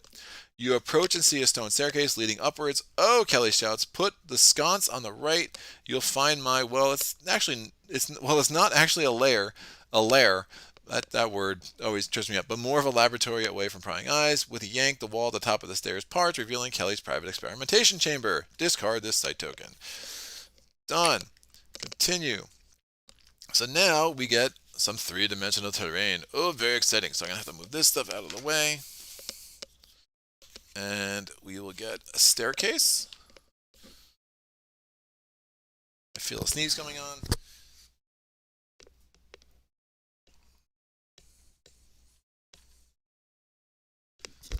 I'm about to violently sneeze, and I apologize in advance, but I think I let it go away. All right, so I put 17A, a staircase, four tall pillars. So that was all preset. Again, I did a practice game before this to kind of speed this along, but it's really not that bad. It's very, very quick. The pillars like slide in very nicely. It tells you where to do it. It's all, there's not that many components that is that hard to find this stuff. The three stone tables line the back wall. Two golems lie unmoving on two of the tables. The center table is cracked, presumably from when that golem that started the fire was activated. Ooh, all right. So we have just a golem lying there, a golem lying there. I mean, we'll just show what's going on. That's right. They're lying. They're just unconscious. Place one cauldron and one shelf. We did that. And hey, I think I left some potion ingredients with the bottles. I can mix up something that will help us. Kehli's eyes shine with confidence. All right. So I have two more movement points. I could interact with that lectern, but it's pretty obvious. Like that's going to be one of the knowledge that we want. So I don't want to grab that just yet. So two more movement points. This just triggered the site token. So I'm going to move two. So that was my first action was that. My second action, I'm going to move 1, 2. I have two more movement points. Actually, let me do that. I'm going to do my second action. I'm going to do 1, 2. We get to the cauldron. My third action, I'm going to interact with the cauldron. And we got a Teros. Oh, how exciting. I could try to interact with it later. It will tell me there's nothing there, and I'll get additional action back, which is fine. But that was my entire turn. Now, again, I put that there. This is obviously a little bit like foreshadowing, but like the game gives you enough clues about what's going to happen. I'll tell a quick story. So my friend Zach and I were playing, and we had a berserker in the first scenario, and we couldn't kill it. We just absolutely could not kill it. And the second time I played, the next time I played with a friend, I read things a little more carefully as they pop up, and it gave me a hint that, oh, you're not gonna be able to kill this berserker the next round. It just like literally would not die. And I was like, oh, okay. So if you read everything carefully, there's enough clues and hints that you're like, you kind of can anticipate what's happening. And I really like that about this game. I understand it's not for everybody. I mean, it is a lot to kind of read and pay attention to, but I think it kind of forces you to get into the theme and the narrative a little bit more in a way I really like. But yeah, Berserker, if it ever says there's like unquenchable rage or whatever it is like you should probably know that hey, next round you're not gonna be able to kill that berserker, and it's a really nasty tactic. And if you get it a couple times in a row, it can really derail your game. But at least you have some ability to prepare for it. And the berserkers are, you know, they're such that if you just stay away from them and again try to avoid that attack, it could be really really helpful. But all right, end phase here. Yoink, darkness phase. We can lose a fatigue. I will do that there and there. And then Kehli has to suffer 2 fatigue because she has one of these Explorer tokens. Poor Kehli. I'll put 1 there and 1 there. Continue. Back to the hero phase. So Kelly's going to interact with Master Bruley. She's like, I have one of the dudes. Here you go. Master Bruley mixes together some poultices. I think I said that right. If you have 1 or more Explorer tokens in your play area, you can either heal 2 health or discard 2 fatigue. Then discard all Explorer tokens in your play area. So I'm going to discard this. And if I had 2, I still only get this benefit once, but I get back to 6 health, which is very nice. Thank you, Master Bruley. I know you're mad at me, but I try. All right, so then I got, again, we can go back to our feats. We can see that, hey, she's actually 4 of 7 away from finishing it. And we see that at some point, freaking Galaden already killed someone with a tactic, so he already has that completed. So he's gonna get a recipe, and then before the next scenario I'm with him, I can get another feat to go for. So Kehli, not gonna waste your time going over there with Galaden. It seems a little bit unnecessary. So Kelly's gonna go straight ahead, and we'll see what's going on there. She go 1, 2, 3. Oh, I don't want to trigger that just yet.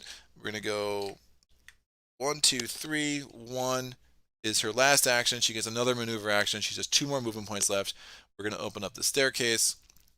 Through the smoke and flames, a stone staircase leads upwards. So again, if anyone plays Arkham Horror, like, you want to be careful when you advance the act of the agenda because you don't know what's going to happen. This is very similar. Or Gloomhaven, be careful when you open a door. You don't really want to trigger a bunch of enemies. Here, if I triggered both those side tokens at once, I mean, there might be an enemy, and I actually, it's silly, I just played this, but I kind of forget. I know there are more enemies, I just kind of forget where. But you don't want to trigger too much at once because you might end up getting more attacks than you can deal with. So, place 11A, 3 short pillars, and a staircase. So I am going to have to fudge this a little bit. So here's the staircase, and what I'm going to do is just make a secondary area back here. That way we can get this all on camera at once. This is a huge game. Some of these scenarios can take, I mean, my table is fairly large. I mean, we're talking like 5 feet by 3.5 feet. And this game can really make it look, can really dwarf it. And no pun intended with Kehli here. So we're going to put that down there. I might need to move it over a little bit more, actually. That over here. Cool. We're going to have a... so yeah, 3 short pillars and a staircase. Done. We are going to get a treasure chest back here. Done. And we have a shelf, and then we have another explorer token. It's a human scholar dressed in the robes of a college in Greyhaven, cowers away from the flames. He's cowering. Go save him, Kehli. Go save him. All right, done.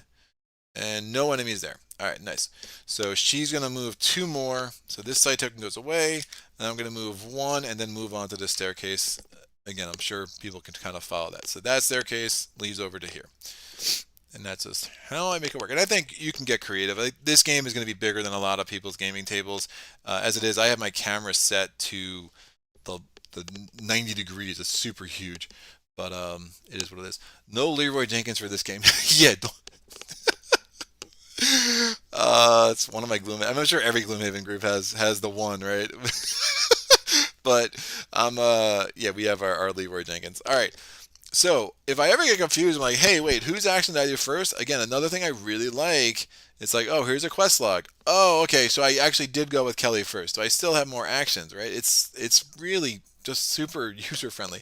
So it's all right. So I still have all my actions with Galaden. So say, did I interact with this cauldron? There's nothing remaining in the cauldron. I get to perform an additional action, right? So if you ever forget, and you can always kind of do things like that, which is really, really nice and I think really user friendly. So Galaden has 3 actions. He's going to do a maneuver action. He's got 1 point of movement left. He's going to go ahead and he's going to interact with the bookcase. Books, bottles, and baubles line 3 shelves, all covered in dust. I'm going to search the baubles first. You appraise the last item on the shelf, but then turn away. The following has been added to your inventory, but to be used later. 6 leather from some rusty chains. Why do the rusty chains have leather? I'm super confused, but that's fine. We're going to continue. And then we have 1 more action. We're going to interact again. I'm going to search the bottles. A jellied newt's eye has been preserved in a jar. Gross. One hero may focus any number of their cards. Well, you don't say. I will focus all my cards with Galaden. Remember, I already had a focus token on his hero card, so I could not focus it again. There are some cards that allow multiple focus tokens, but not many. We're going to end this phase. And we go to the darkness phase. Hello, darkness, my old friend. All right, we're going to resolve Infection and Terror. I have none. Each hero can discard 1 fatigue. So you see these kind of dead rounds, but they're kind of nice, right? You're regrouping. This is a dungeon crawler. All dungeon crawlers have those turns where you're just not doing all that much. And sometimes it does get, there might be a time in this scenario, in fact, where we'll be really just waiting for the enemies to get to us. But maybe those enemies, but but spoiler alert. But it's just part of the game. I don't know. That what you have rescued weighs you down, and we're going to continue. Alright, let's go to the hero phase again. So, we will start with Kehli, right? Because she keeps getting benefits for going first. So she's going to go 1, 2, 3, 1, 2, and I'm going to have her interact with that chest. So, boom. What's she doing? She's testing her might. Now, Kehli gets a +1 buff to her might rolls. So she rolled a 4, which is garbage, and now you'll make that a 5 because of her buff. I want to re-roll that. I want to try to get this done in one turn if I can. I'll save the focus token might come in handy later, so I'll save it. So I get a 5 and continue. You're close to opening chest, but there's still some effort required, so I'll have to finish that off next turn. Galaden's going to interact with the bookcase. Books, bottles, and baubles line 3 shelves, all covered in dust. You pull a heavy tome off the shelf. You may rescue the tome by placing an unused explore token in your play area.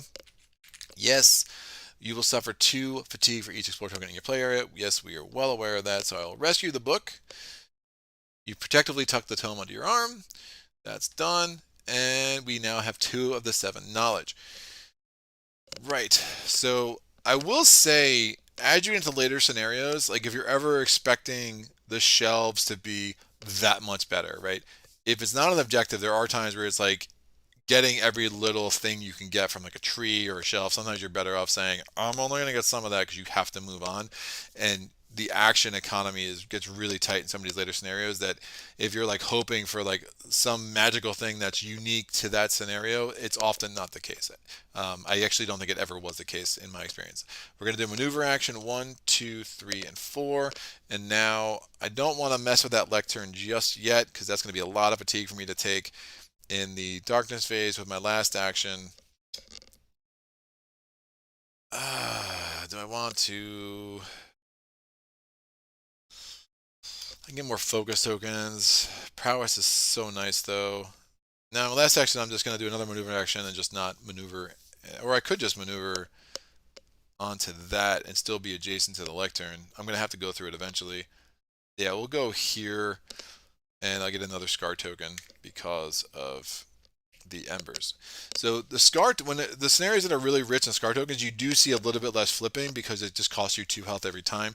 So that is something that, you know, maybe this isn't the greatest scenario to kind of see what's going on here, but every scenario has its quirks. Like every scenario plays differently. Every scenario, the variety of scenarios, and I think this is where NPI really, like no pun included, really hit home on, is the variety of these scenarios is very, very impressive to me for sure. All right, so end phase, we go to the darkness phase again. We can all throw away a fatigue. So no fatigue left on Galaden. Kehli is going to start throwing away fatigue on your hero card. Continue. I have to suffer 2 fatigue as Galaden because he has a thing.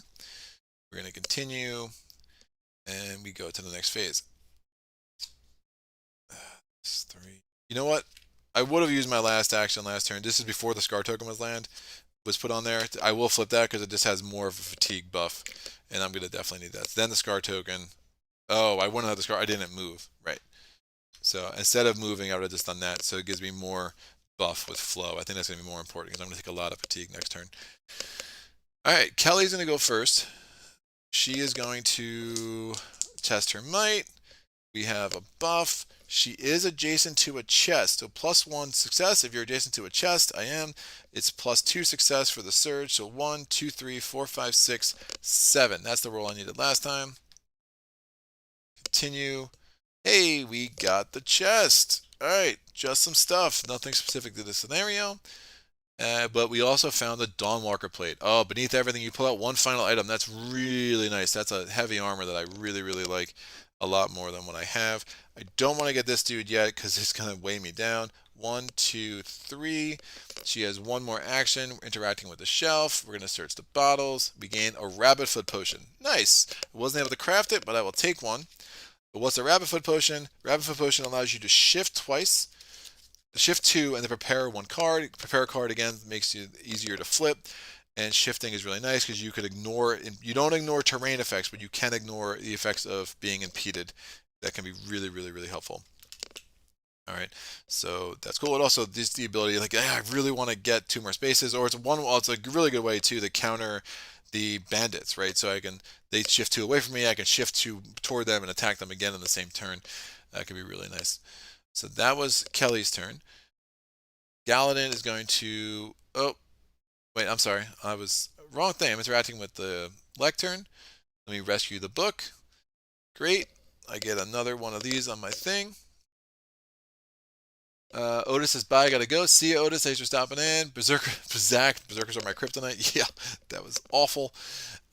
We are going to now move with a maneuver action. So 1, 2, 3. I do have to scar 2 cards. 1 and 2, so that's not fun.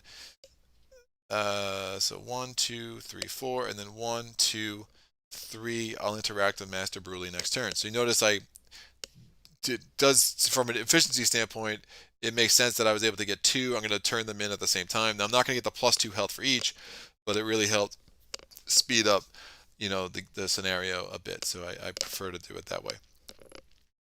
All right, and phase, darkness phase. We all can discard 1 fatigue. Ding. Continue. Flames burst forward. Oh, nice. So we got through that just in time.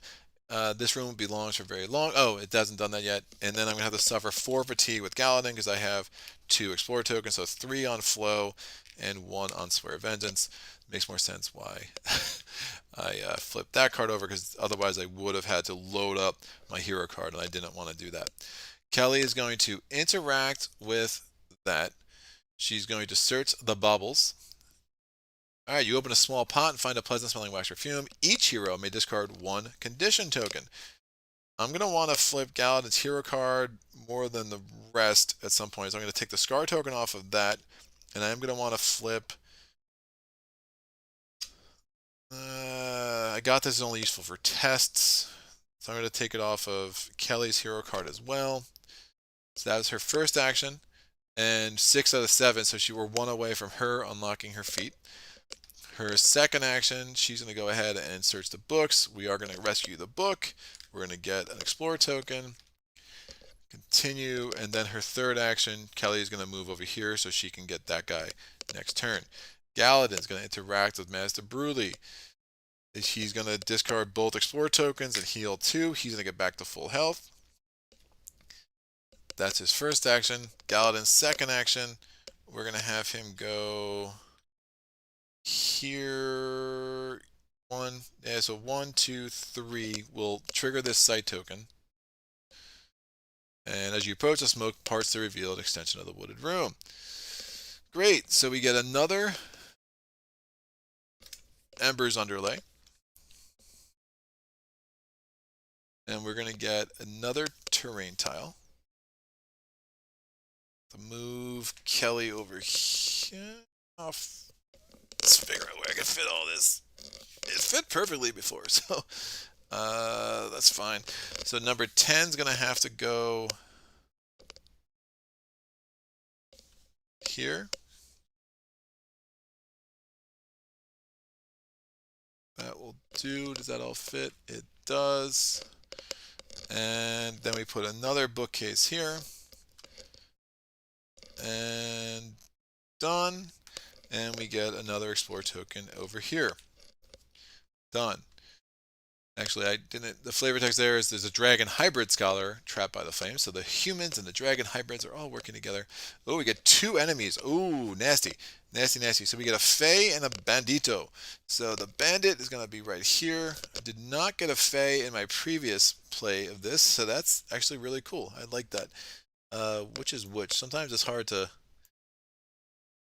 The Fae looks ridiculous. Let me spin it. There we go. So the bandit's going to go there. Now they landed on the embers, so they are going to get the negative effects of that. And each enemy will be doomed and afflicted. I need an orange. Take it off the zealot. And these bases just to distinguish between which enemy type which enemy of a certain type you're moving. So the first one of any enemy is always orange, and it's kind of cool. It's also like if you are colorblind, there are dashes too that can help you distinguish which is which that way as well. So the Fae is going to be here. So this was my second action. I have one more point of movement. This site token goes away. I really don't want to deal with these guys this turn, but they are both afflicted and doomed because they landed in the embers. Afflicted, doomed. The variety and replay seems solid. Yeah, it's pretty nice, man. It does like it's like oh, that's done that before. I'm gonna move one, and I'll move again. I really just don't want to get smacked around here. So 1, 2, 3, 4. Go hang out here at Master Brulee and see what the enemies do on their activations. All right. So we're gonna end our phase. So Kehli might be a little bit of a sitting duck, but I haven't been wounded yet at all, so it's not that bad. So we're going to resolve the infection and terror. We have none. I'm going to lose this fatigue and this fatigue on Kehli. Now Kelly's being targeted by the Bandit. So Kehli is like 2 spaces up here. So Kelly's like right there actually. So the Bandit will target Kehli, but he has movement of 3 and he has a range attack 2. If Bandit went there, he wouldn't be able to get to Kehli. He actually still can attack Galaden, even though I moved all the way back here. So the Bandit's gonna go 1, 2, 3, and attack Galaden through the thing. Now, if I'm curious if that arch is gonna block that attack, I can do line of sight, and I could see what the Bandit's line of sight is from here. And he absolutely can attack Galaden. So we're going to resume activation, and then we're going to, so it's serrated bolt during the defense. The first time a hero places fatigue on a card, they also scar it. Well, pretty much everything's pretty much scarred anyway, except my hero card, which I don't want to scar. And I actually don't want to take any more fatigue, so I won't be doing that. So I'm just really at the mercy of this roll. My roll is the black die. I can only defend 2 because I do not want to take any more fatigue. I want to expose that Bandit next turn, so I'm going to take 4 damage from that. So I go from 9 down to 5. That's done. And the phase targeting Kehli is going to move 4 and target 3. It ignores, while moving, it ignores terrain, underlays, and cannot be impeded. It's only during its active, oh, it's flying. So I probably shouldn't have. Right. Let me do this. I'll give it its 4 health back, and I'm going to unafflict it and undoom it, because I think thematically it doesn't make any sense that it would have been affected by that. So resume activation, target Kehli. So that's the app is so easy to kind of fix things. I really, oh man, I just love this game. It's really well done. I love how well done it is. Let me say that. And now we're going to move the Fae 1, 2, 3. It is within 3 of Kehli. 1, 2, 3. This space is that space. It overlays on top of it. So Kehli is going to roll the orange die. She blocks 2. She will block a third. She will take 2 damage. And after defense, I have to discard a focus token or suffer 2 damage. I'll discard a focus token or suffer 2 fatigue. So she takes the 2 damage, down to 4, and she discarded the focus token. And that's totally fine. All right. We are now going to go to Flames Burst upwards and encroach on the room. This room will be this large or very long. Continue. And Kehli has to take 2 fatigue. So 1 and 2. Continue. The Bandit pulls out several knives with one hand and raises a fully loaded repeating crossbow with the other. And we go back to Galaden's turn. So Galaden is going to expose the Bandit. So Bandit exposed. Now again, he lost 4 health. Why? Because he was afflicted, because he did go through the embers. Unlike the Fae, he is not flying. Shocker. And this is a level 2 Bandit. So that was our first action. Our second action, we are going to move. I mean, that was a fatigue action. It wasn't an action at all. We are going to move. Good shift now. I wonder if I wanted to use the well, the Rabbit Foot Potion Kehli has, so that won't work anyway. So our maneuver action's done. Our movement allotment goes to 0 because we're now impeded. We're attacking with our second action. We're attacking with the Mirror Blades. I'm rolling a black die. We get 2 successes. I did not roll a surge. I want to discard a focus token to roll again. Oh, I rolled the wrong die. I'm sorry. Rolling the blue die to attack. Still didn't roll a surge, so discard a focus token, roll again. Surge. So 3 successes. I have the other skill face up. Remember, I flipped that, so I had more fatigue ability. So just 3 successes, but that's still pretty strong. So that's going in is going to be like 12 damage because of the exposed. Confirm. So he's down to 11. Remember, the Doom meant that the Bandit is afflicted again. So he's pretty much not going to survive very long. He's going to shift 2. He's already afflicted, so moving him to that isn't going to make any sense. I, unfortunately, cannot attack him again. Oh, it's so bad. Right, if I was on the other side of this, that would have been a little bit better. But I think he's going to live. Kehli can't get down there. Yeah, I can't flip a card. Oh, shoot. That's not ideal.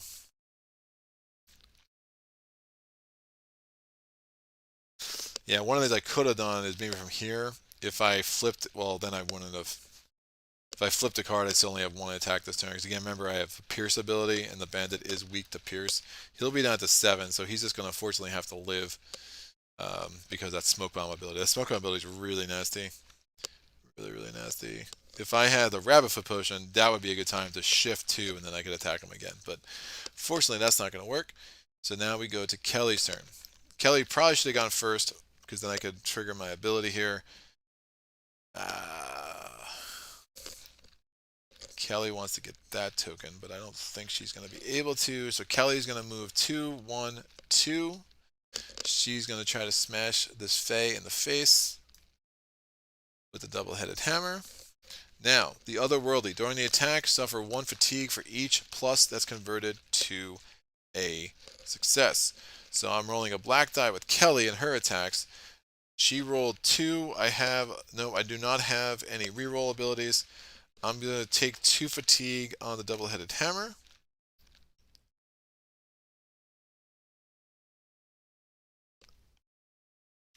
And I'm going to turn that 2 into a 3. And that's different. I didn't convert any pluses to successes, so we're just getting the 3 damage from that. That's going to be about 12 damage going in. Confirm.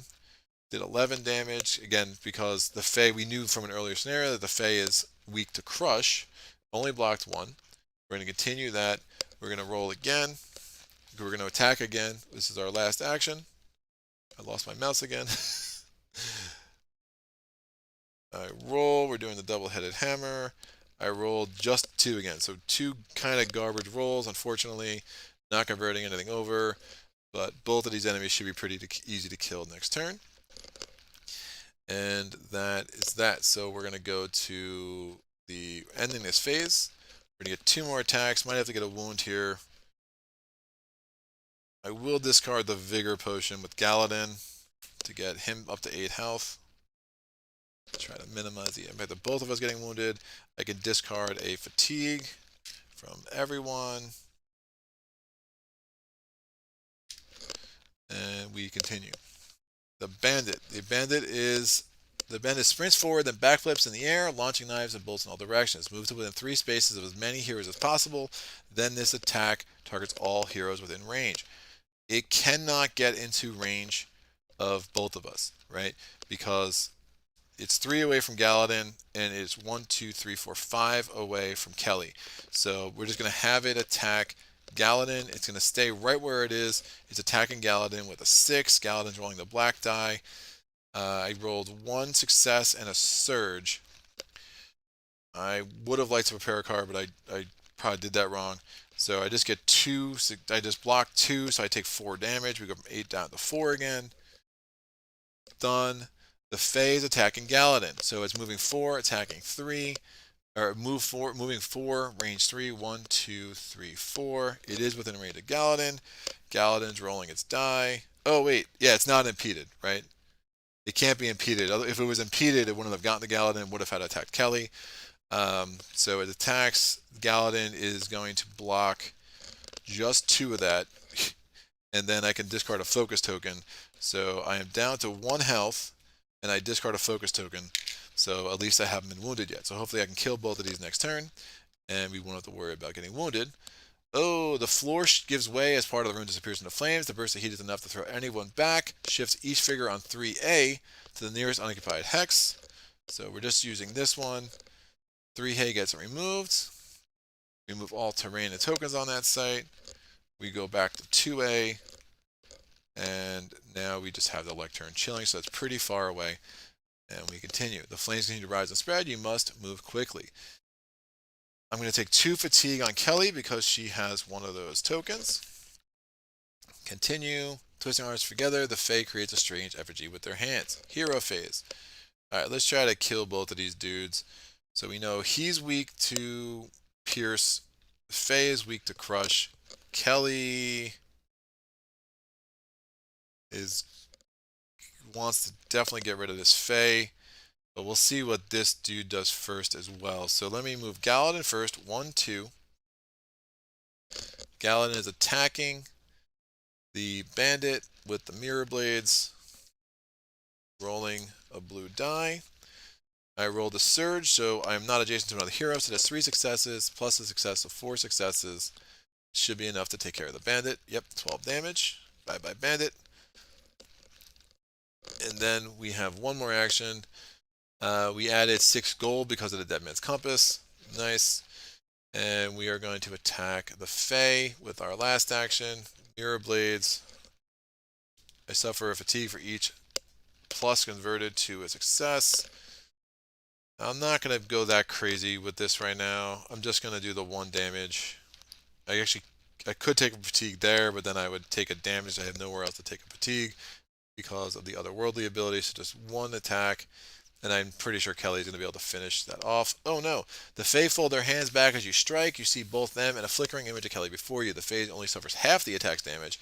Kehli suffers 6 damage. Insight negates. Now what does that mean? Kehli's insight is +1. So just like negating, anyone who's played Matches of Madness, this is going to be a familiar mechanic where it's like, so I would suffer 6 damage, but I can negate it for every success I roll here. And again, just every test, you're just going to roll 2 black dice no matter what the test is. And I probably should have said that a little more clearly earlier. And then we're going to go for Insight. So I roll 5 successes. Insight gives me a +1, 6 successes. So I negated all of that damage. The Fae laugh with glee, dispelling the effigy as they release their hands. Alright. Kelly's going to go. Kelly's going to go 1, 2, and 3. She's going to do another maneuver action. I'm pretty sure we're going to take care of this. Well, how much health does the Fae have? Fae has 8 health. Oh, shoot. Just to be safe, Kelly's going to play the Rabbit Foot Potion to shift 2. We ignore impeding, so she can actually shift all the way to there. And then she's going to have 2 actions left, so she's going to attack with the double-headed hammer. We're going to roll a black die. She rolls 2 success. Not converting any pluses to a success. That's 7 damage. Be glad I did the shifting. We're going to do it again. I rolled 3 success. That would have been nice last time, but the Fae is super dead. Continue. Remove the Fae. We got another recipe. We got some more stuff. We got herbs. That's right. And that is the end of that round. So everyone's dead. So now we can just go ahead and get the rest of the stuff that we're going to need and kind of move this thing along. We're going to lose 1 fatigue, 1 fatigue. Galaden has 1 health. It's really rough. Kelly's going to suffer 2 more fatigue, so she's maxed out. Continue. And now we go ahead. Kelly's going to go to Master Bruley. Now you can move through other heroes as long as you don't stay there. So she used 2 of her movement points. She's going to interact with Master Bruley. She's going to discard this and heal 2, so she's up to 6.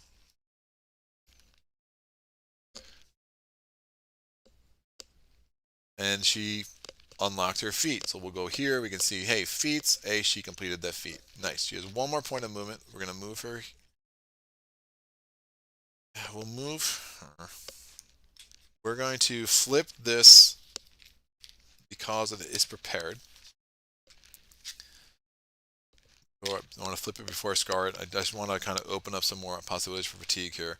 And then we're going to move, and unfortunately that will get scarred. She has one more action. It's going to be a maneuver action. She's going to move. Well, she can't scar anything. It's already scarred. She's going to move. She's going to move. Galaden's going to be a lot quicker to get up to that guy, so we're going to make sure he does that. 1, 2, 3, 4. 1, 2, 3, 4. We're going to interact. Yeah, because then I can move back and drop him off next turn. And he needs the health.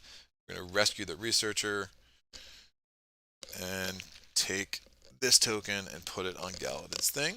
Continue, continue. End phase. Darkness phase. Alright, discarding 1 fatigue, discarding 1 fatigue. Continue. Galaden takes 2 fatigue because he has this heavy researcher on his back. Continue. And we go to the hero phase. Galaden, 1, 2, 3, 4. 1, 2, 3. Oh, can I got there? Can I not get there? 1, 2. Yeah, I guess I couldn't. Oh, rough. 4, 1, 2, 3, 4. We are 1 away, so we'll just come close to there. Kehli's going to go 1, 2, 3. She's going to interact with the bookshelf. We're going to search the bottles. We gain a Guardian Potion. Don't know what that is, but we'll find out. Where are my potions? I moved them there. The Guardian Potion is before your or an adjacent hero's defense, ignore the attack. Wow. That's awesome. Cool. I've never seen that one before. And then Kehli's going to go again, and we're going to search the baubles. You open a small pot and find a pleasant smelling wax perfume. Each hero may discard 1 condition token. Don't mind if I do. This and this, I do want to flip flow for sure. Continue. That is her turn. Again, hero phase. Sometimes you just have these things where you're just kind of getting set for the next part. This and this. Done. Continue. Actually, let me do it from there. I'm going to get 2 more fatigue on Galaden because he's still holding the scholar. Done. Galaden is going to interact. Well, he's going to interact with Bruley. We're going to get rid of this. He heals 2. He's back to 3. And then he has 2 more actions. 1, 2, 3. I'll probably just have Kehli finish all that off. Galaden's going to go ahead and flip flow. Done. Kehli is going to interact. She's going to take a ton of fatigue again. Kehli's going to, sorry, an elderly dwarf, the alchemist, brutally coughs and sputters near the entrance. Weird. Don't die, don't die, Bruley. I don't know what's happening. Books, bottles, and baubles line 3 shelves. She's going to search the books. We're going to rescue the book. So she gets that. It's her first action. Second action, 1, 2. She's going to interact with this. Oh, do we want to do that right now? Yeah, sure. It's going to be rough, but I think we'll be able to pull it off. So she's going to do that. So we're going to rescue the researcher. We have 1 more point of movement. I'm going to take that before I forget. And now she has 2 on her. The dragon hybrid stays as close as possible. Places explore token, blah, blah, blah. And now we get a Golem. So we spawn the orange Golem. He wakes up. He's activated. I put them on the wrong beds. I'm so sorry, Golems. And continue. And then do I want that to be strong or sturdy? So a rumble echoes through the room as the golem rises off the table. Oh no, Kehli's eyes woke wide. The golems aren't ready to be activated. I was so satisfied by modifications to the first golem that I wanted to try something different with this one. I made this golem. Kehli chooses. I roll a die. She made it strong. The golem's fists have coated in a strong metal, creating a harder and stronger attacking surface. Yikes. It has an increased attack. That could be bad. And then the second golem runs off the table. At least I didn't have to tinker with this one. And we get just a normal ho-hum golem. And notice the first time we have 2 of the same enemy on the board. So this one comes in with a green thing so you can distinguish who was who. I think that's very smart.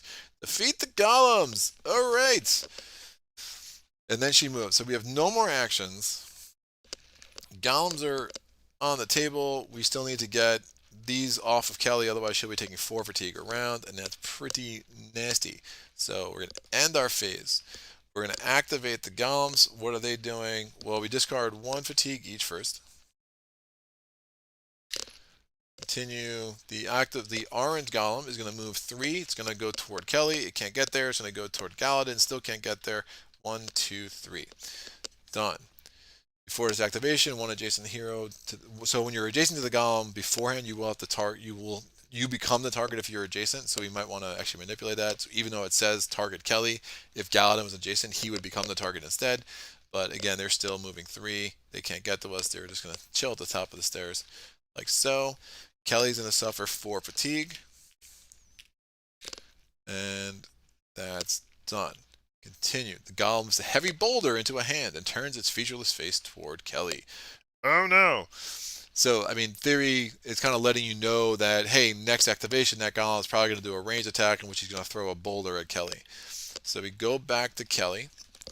Kehli is going to move 1, 2. She has the Scar card. 3. She's going to move again. She has 2 more points of movement. She's going to interact with Master Bruley.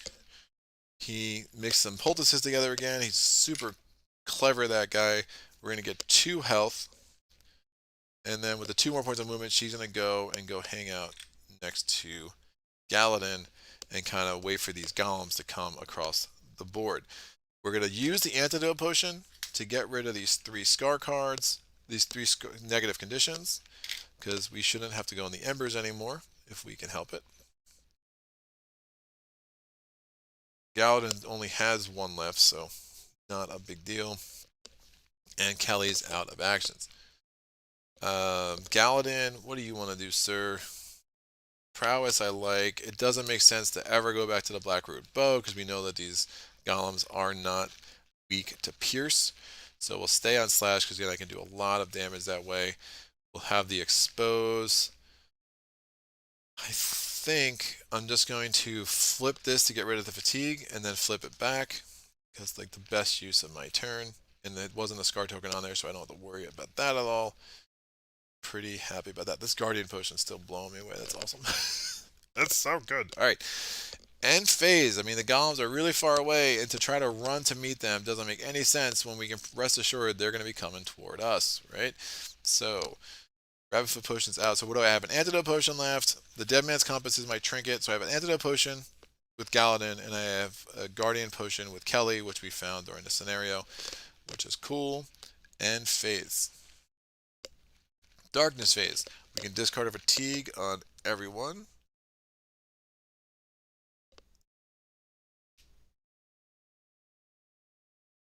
Yeah, I'm going to flip some cards with Kehli here, I think.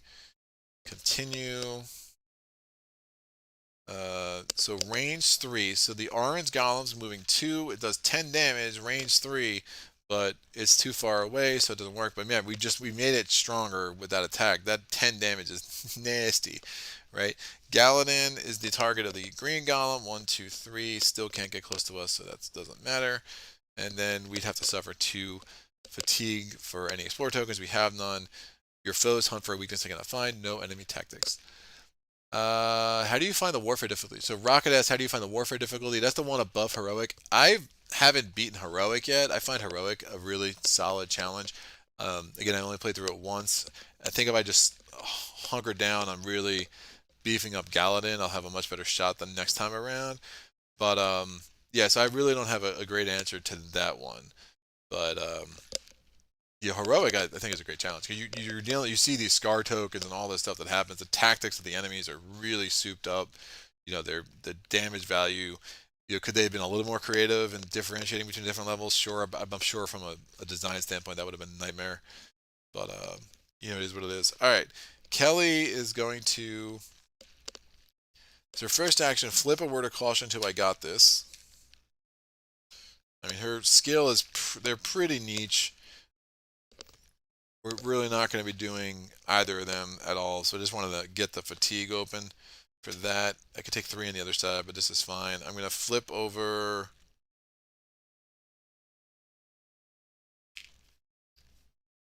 I don't want to flip that over. I will flip over her hero card, maybe?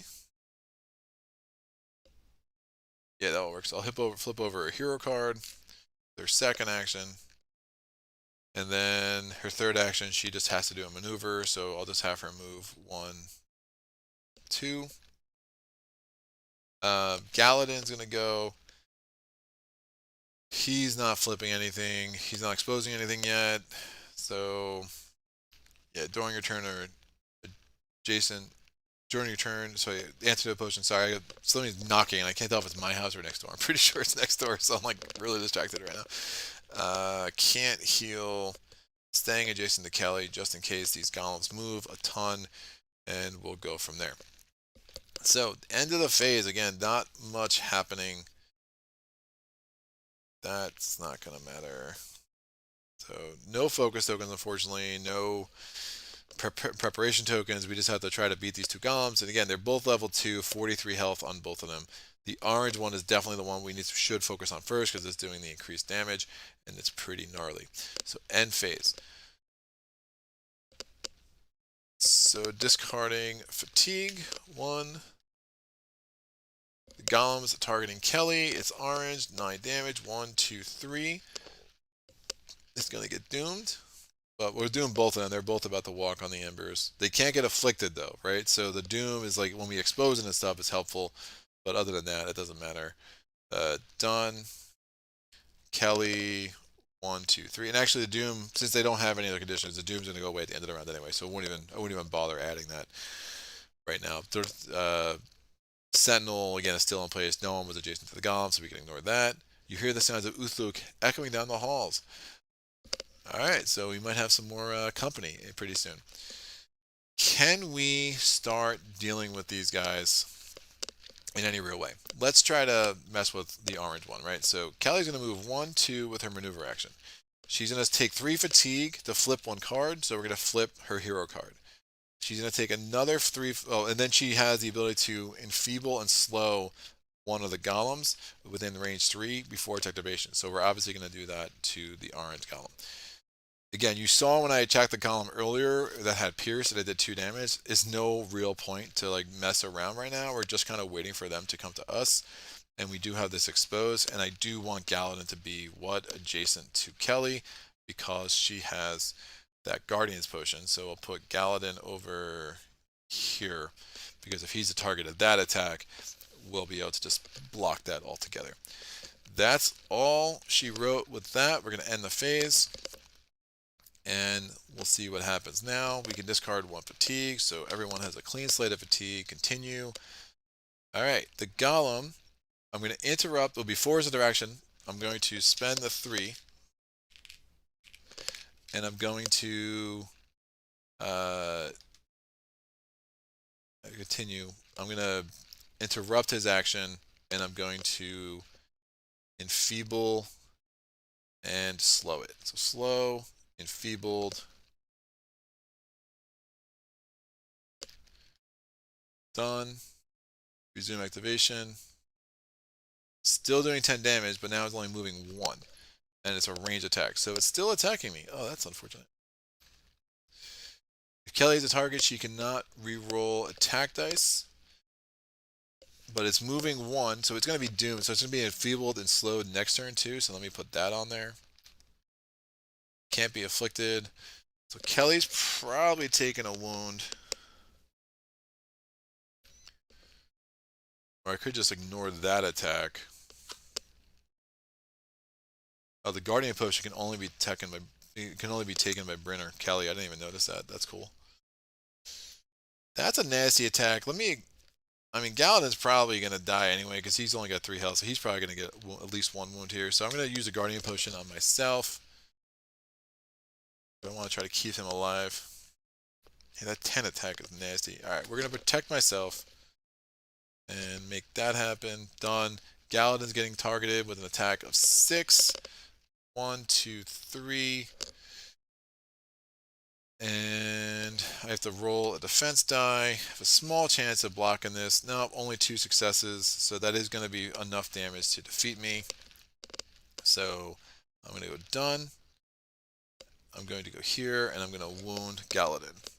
So the wounds are pretty cool. So again, you get wounded once, you're fine. You get wounded twice, you're fine. You get wounded a third time, you are super dead.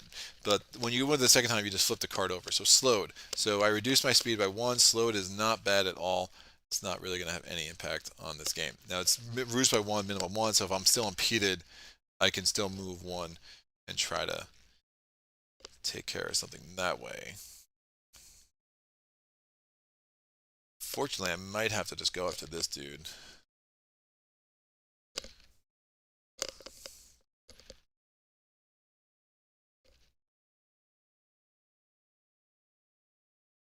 I need to be on the other side. Might just kill this guy, and then even though he's doing enhanced damage, we still should be okay. Alright. So let's go with Galaden first. I can't get 2 attacks on him because I can't get to him because I'm impeded. So I think it's just going to make much more sense to just wipe out this one, even though he's doing enhanced attacks. And by the way, the golems all have a disconnect between their leg and their thigh. It's kind of impressive that they're still standing. So I'm taking 3 fatigue. I'm exposing the enfeebled. He's enfeebled. That's fine. We're exposing this golem. So hopefully we can knock him out this turn. Now, Galaden is going to attack with the mirror blades, and it's going to attack the green golem. Again, not the one who's not souped up.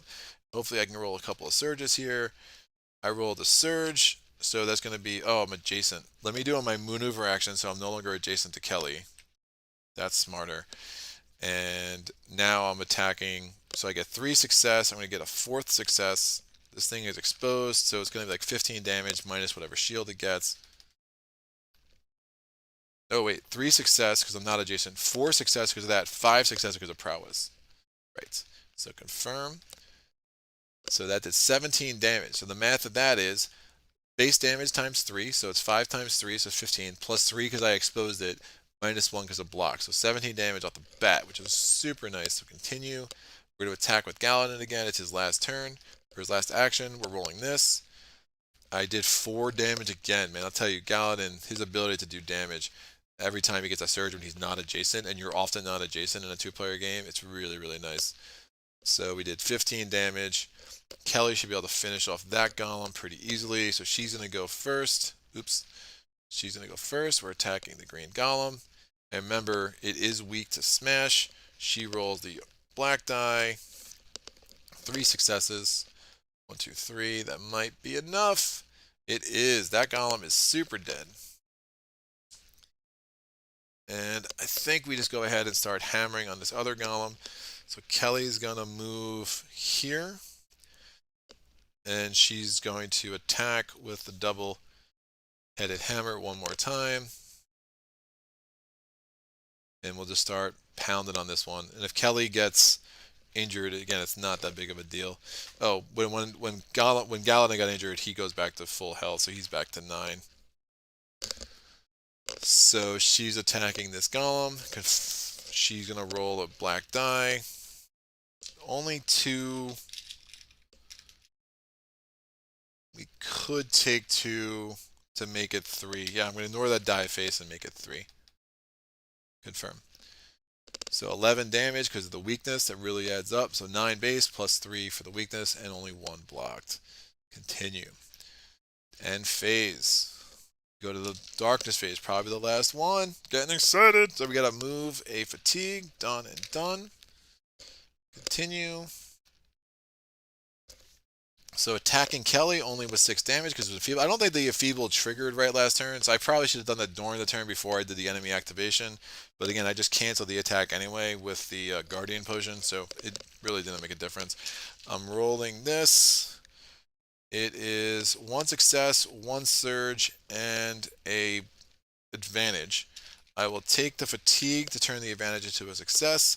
The surge is just 1 success, so I defended against 3 of the 6 damage. We're down to 5. Kehli was adjacent, so she does have the Scar card, though.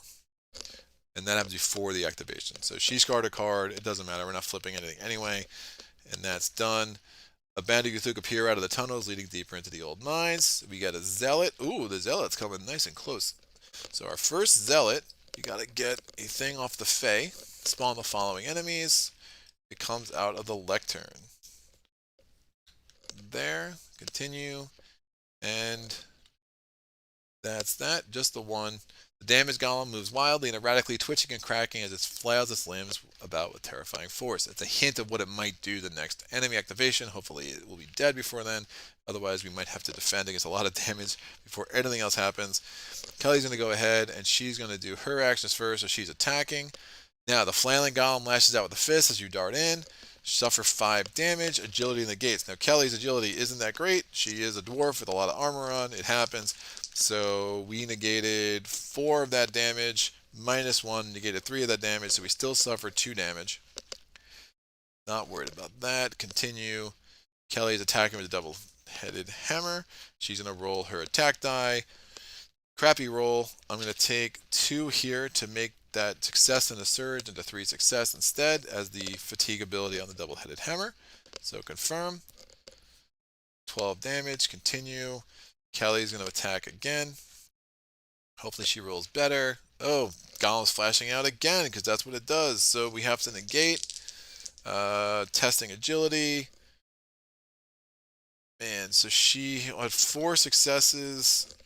-1, so 3 successes. She negated 2 of that damage. No, she get 3 of that damage. She takes 2 damage, so she's down to 1. Man, this Golem. Wow, don't kill me. 4, yeah. 3 successes, negated 2. She's attacking with a double-headed hammer. We roll that. 3 successes again. And we should be able to finish this off with Galaden pretty quick. Continue. So Galaden is going to go. So he is slowed. Remember, so his speed would be a 4. It's down to a 3. He comes into here. He gets something scarred. He's going to attack. He attacks with his awesome bladeness. And hopefully I can just roll 1 surge. Alright, so the same thing. So this is the tactic for the round. So, because it's just flailing about. Now, Galaden's agility is a 5. So, is a +1, and all we need is 5. So that's 4 successes, 5 successes. We're good. We don't take any damage from that. He's attacking with the mirror blades. We're rolling the blue die. It gives me a surge and a success. Since I rolled a surge, I'm going to take the prowess. That's another success. So that's 5 successes all day. That should be the game. Although that defense of a 4 might affect that. No, 15 damage. Oh yeah, Galaden is just an absolute beast. Continue. The golem falls to the ground and the fires begin to die down. It seems the day has been saved. Quest complete. All right, cool. Continue. That is that. I mean, what do we got? Light Home, hi. And Light Home, can you please say hello, Rita Osweden? I'm sorry if I butchered that. I'm assuming it's Whedon and not Wyden. Hello, Rita Osweden, I think. Sure, I don't know what I just said. I'm sure I cursed in like 7 languages. The survivors all gather, gasping for breath, wiping soot from their faces, and watching the complex burn down. Did we get everyone? I believe you did, somehow. But you're still expelled from the guild. Master Bruley is pissed, guys. For both guilds. I'm sure the Smiths will agree with me. Now hang on, I'm a hero. I saved lives. Lives that you put in peril in the first place. The Yathuk put those lives in peril. It was your golem that burned everything down. Kehli is right. The only reason we got here in time to help is because her golem delayed the Yathuk. She bears responsibilities for the damage done by the fire, but at least that can be repaired. There's a burst of flames as part of the building collapses. Sparks dance into the darkening sky like eager birds. Well, we're done here. Let's head back to Frostgate, eh? Well, looks like I'll be staying with you at Bryn's house. Should we ask Bryn first? Better to ask forgiveness and permission, I always say. As the rescued dwarves shout a handful of curses at her retreating figure, Kehli happily marches off to her new home. We go up to this. It's like, so I completed my quest. Quest completed in 1 hour, 23 minutes. Items attained. This is a new thing that it's been doing that's a little annoying. It's not coming up with the continue, but it's fine. If I close out and come back in, it will kind of come to that last location and let me finish it off that way. But I don't know why it's doing that, and I hope that stops. So I never had that problem until yesterday. So it only happened once, but I mean I can figure that out late. Light home message retracted. Okay. So whoever I said hello to, they didn't want me to say hello. I guess that's fine. So that is that. I hope that was interesting. Again, it's a tough game to put on film, and I could see why the playthroughs are like underwhelming. It's just fun. Like it's got a lot going for it, and the later scenarios really ramp up. The three-dimensional levels get super interesting, and I just kind of like what they did with all that. Once we would leave here, I'd go back to Frostgate. I'd be able to buy more equipment. I could start messing with my weapons. I could sell a lot of the cloth and a lot of the other stuff that I don't need to kind of make sure I buy the materials I need to craft other weapons that I want or other enhancements like hafts and things like that.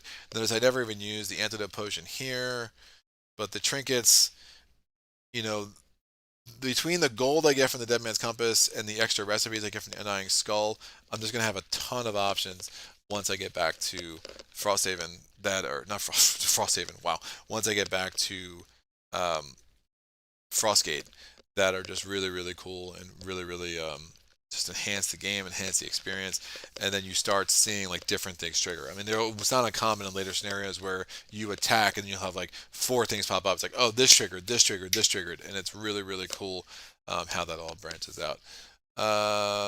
App is games pro or con. It's like asking you think vaccines are good or bad. Yeah, apps and games good.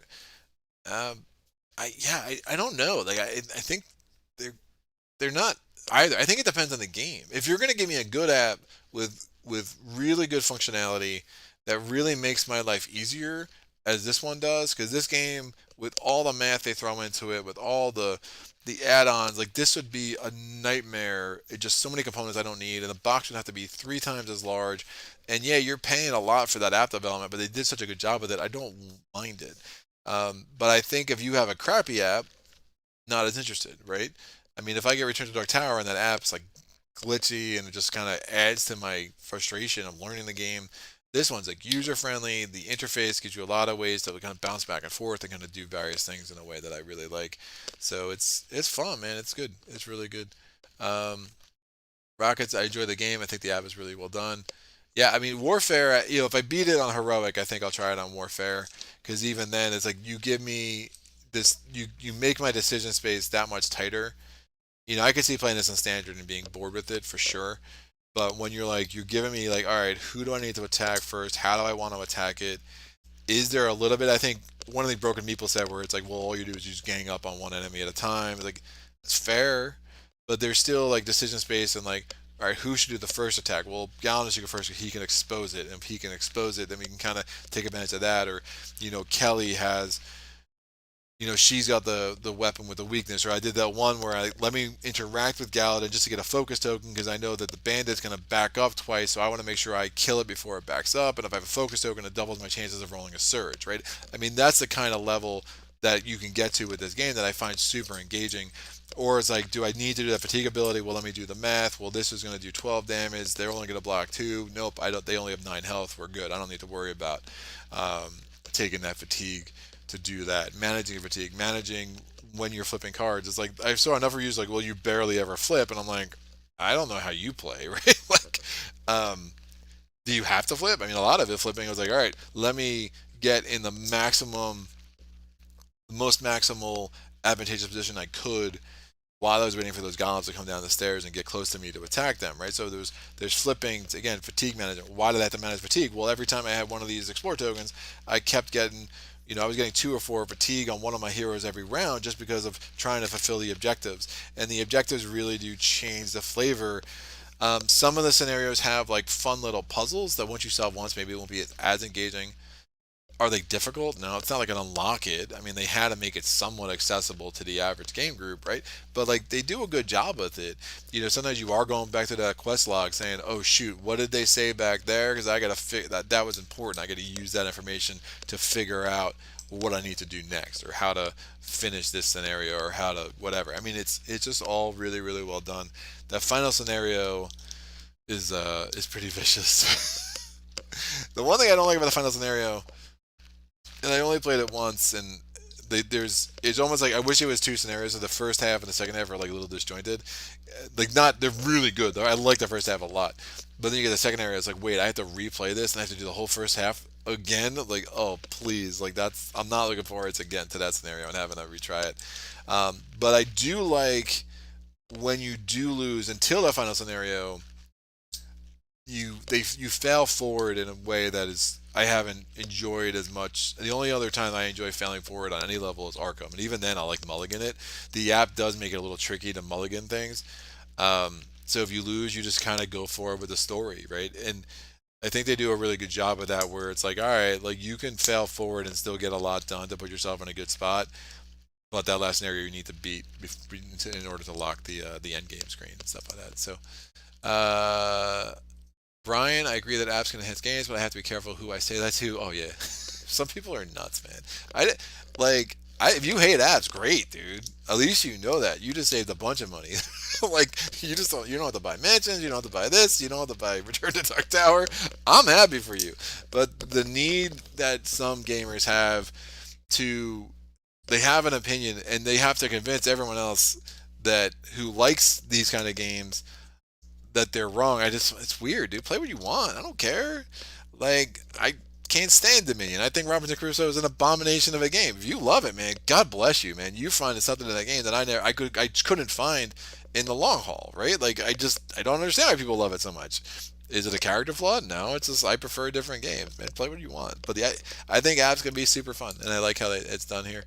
Thank you for presenting this game. Indeed, different from Shut Up, Sit Down. Yeah. Don't this one caught me, which is good to learn now and not after payment. Oh, yeah. Yeah. Don't.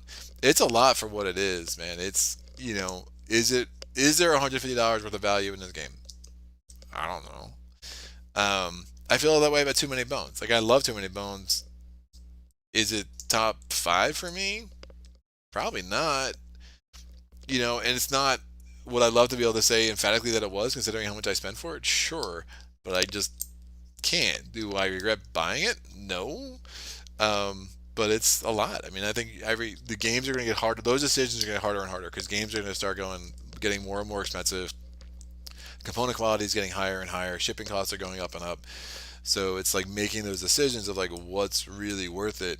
And hopefully you're like me, where I have a friend group where I can play a bunch of games that I don't have to buy because like, my friend Steve bought Nemesis. My friend like Zach has Tapestry. Do I own majority of the games? Yeah, but it still gives me a chance to play dozens of games that aren't played on my dime. Like I played all of Gloomhaven, and then that wasn't mine. That was my friend Rich's, right? So, it really really helps. But game like this, I mean, I think it's really. I'm interested to see where they go with it. Act two, there's a lot of fertile ground here for them to make this better and better and better, and that's what excites me.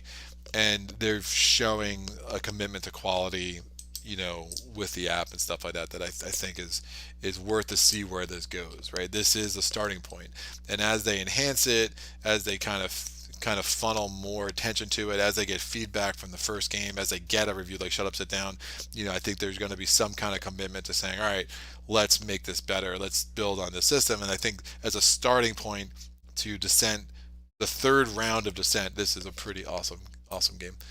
Are you getting any Too Many Bones stuff from the newfound campaign?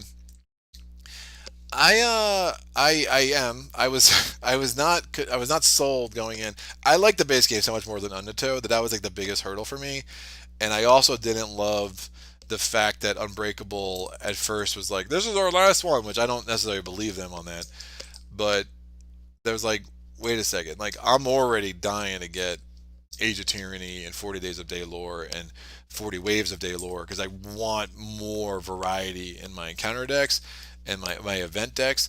And if you're gonna tell me that, like, how long am I have to wait to get the what now is the 40Ks of Daylore? And once they was like, all right, that's a stretch goal, and they're gonna throw that into the base game. So not only am I gonna get it right away, and I'm gonna get it like I'm going to save the 30 or 35 or $40 they were charging me to get it later. That really was kind of the final selling point for me.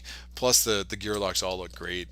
So at some point you're just like, well, kind of in. Like there are products I don't have. I don't have the promos. I'm not going to buy the book with like some additional gameplay content. I don't have the baby, right? I don't have Splice and Dice. Hopefully, Two Theory Games will see it fit to send me some review content at some point because of the amount of stuff I do for that game at this point. But we'll see. But yeah, so I am in Unbreakable just with the new gameplay. I wasn't that sold in Rage of Tyranny, but like the way the money worked out, it was like $15 more just to get it. Like, fine, whatever. And maybe they can actually improve the queen, the Goblin Queen. I would love to see her enhanced a little bit. I like what they're doing with Duster and giving her a Nightshade chip. So like stuff like that kind of grabbed me. So it looks really well done. And it looks like I'm kind of excited to see what it brings to the table for sure. I think what you and other content creators do is so helpful. I make game purchases based on seeing it played, not on what I'm told for sure. The soundtrack adds a lot. The ability to craft, level up is so fun. Zach's talking about the game. The soundtrack does add. I love how like the sounds of the different the heroes make are just hilarious. When they get wounded, there's like always an oof. Like it's just really really funny. The 3D layout is so much cooler in person. Yeah, yeah, no doubt. It comes off on camera pretty well though. I was like worried how this would kind of look, but once I added to the field of view, I'm using a really nice webcam as opposed to like a special camera, so there's a little like fish eyeing in the corners, but it's really not that bad. And finding a way to kind of merge the Steam screen in here has been nice.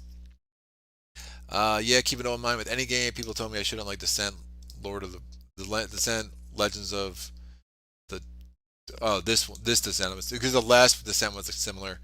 Um, but nah, it's fun. It has a certain feel to it. It's more immersive. Like it really is like a nice thing to throw together. And I've been able to play it with again a couple different gaming groups, and just kind of it's fun to put out there and kind of see where it goes. And it's a reason. It's like 16 scenarios, right? So you're not like locked into like 100 scenario campaign, and the ability to play all 6 different heroes, play whoever you want, every scenario. I think adds a lot to this game. Again, two-handed though, if you're playing on heroic, you are going to want Galaden because the rest of those heroes just aren't doing as much damage per attack. But I think if you're playing 3 or 4, I mean, heck, challenge yourself, man. Take 3 or 4 other ones, and try to make it work. And the skills really, when you have 3 or 4 skills per hero, it's really really fun. There's a lot of like things you're flipping and a lot to kind of think through. So that is that. Questions, comments, epiphanies, put them in the comment section below. Let me know if you want to see more. I'm going to try to be selective in what scenarios I do put on the channel. Some are just too big, some just won't show up as well. But I'll put at least one more. I am going to have to do these live. I don't have the ability to try to record this.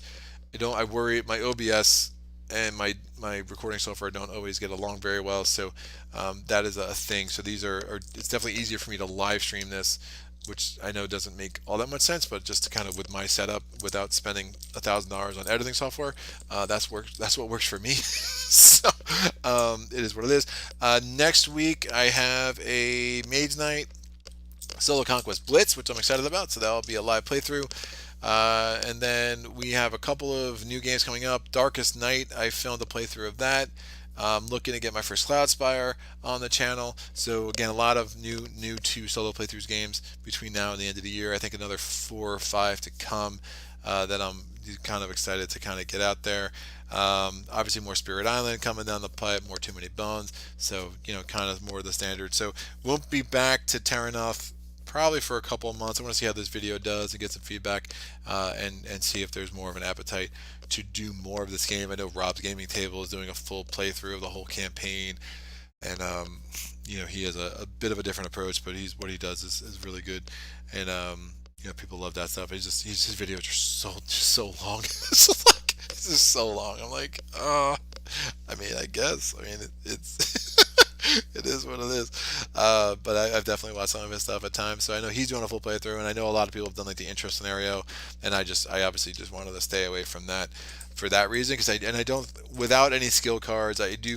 It's an intro scenario. It's a lot of like these campaign games. I feel like so many reviewers, they'll make these huge, grandiose, sweeping statements about a game based on playing through like the beginning scenarios, and you're like, in theory, it's gonna level up in complexity and level up in immersion. You know, you got to start somewhere. It's like judging Arkham Horror the card game based on the Gathering makes no sense, right? Like judging Gloomhaven based on the first scenario, it doesn't make any sense. There's a lot that goes into it. So that is that. So I don't see any comments, so I'll assume we are good. Sorry for the tech difficulties getting started, but we got that cleared up pretty quick. Thanks to Otis for kind of being there early. Like I can always count on someone being there to make sure, if there's any issue early that we get it. We get it clarified pretty quickly.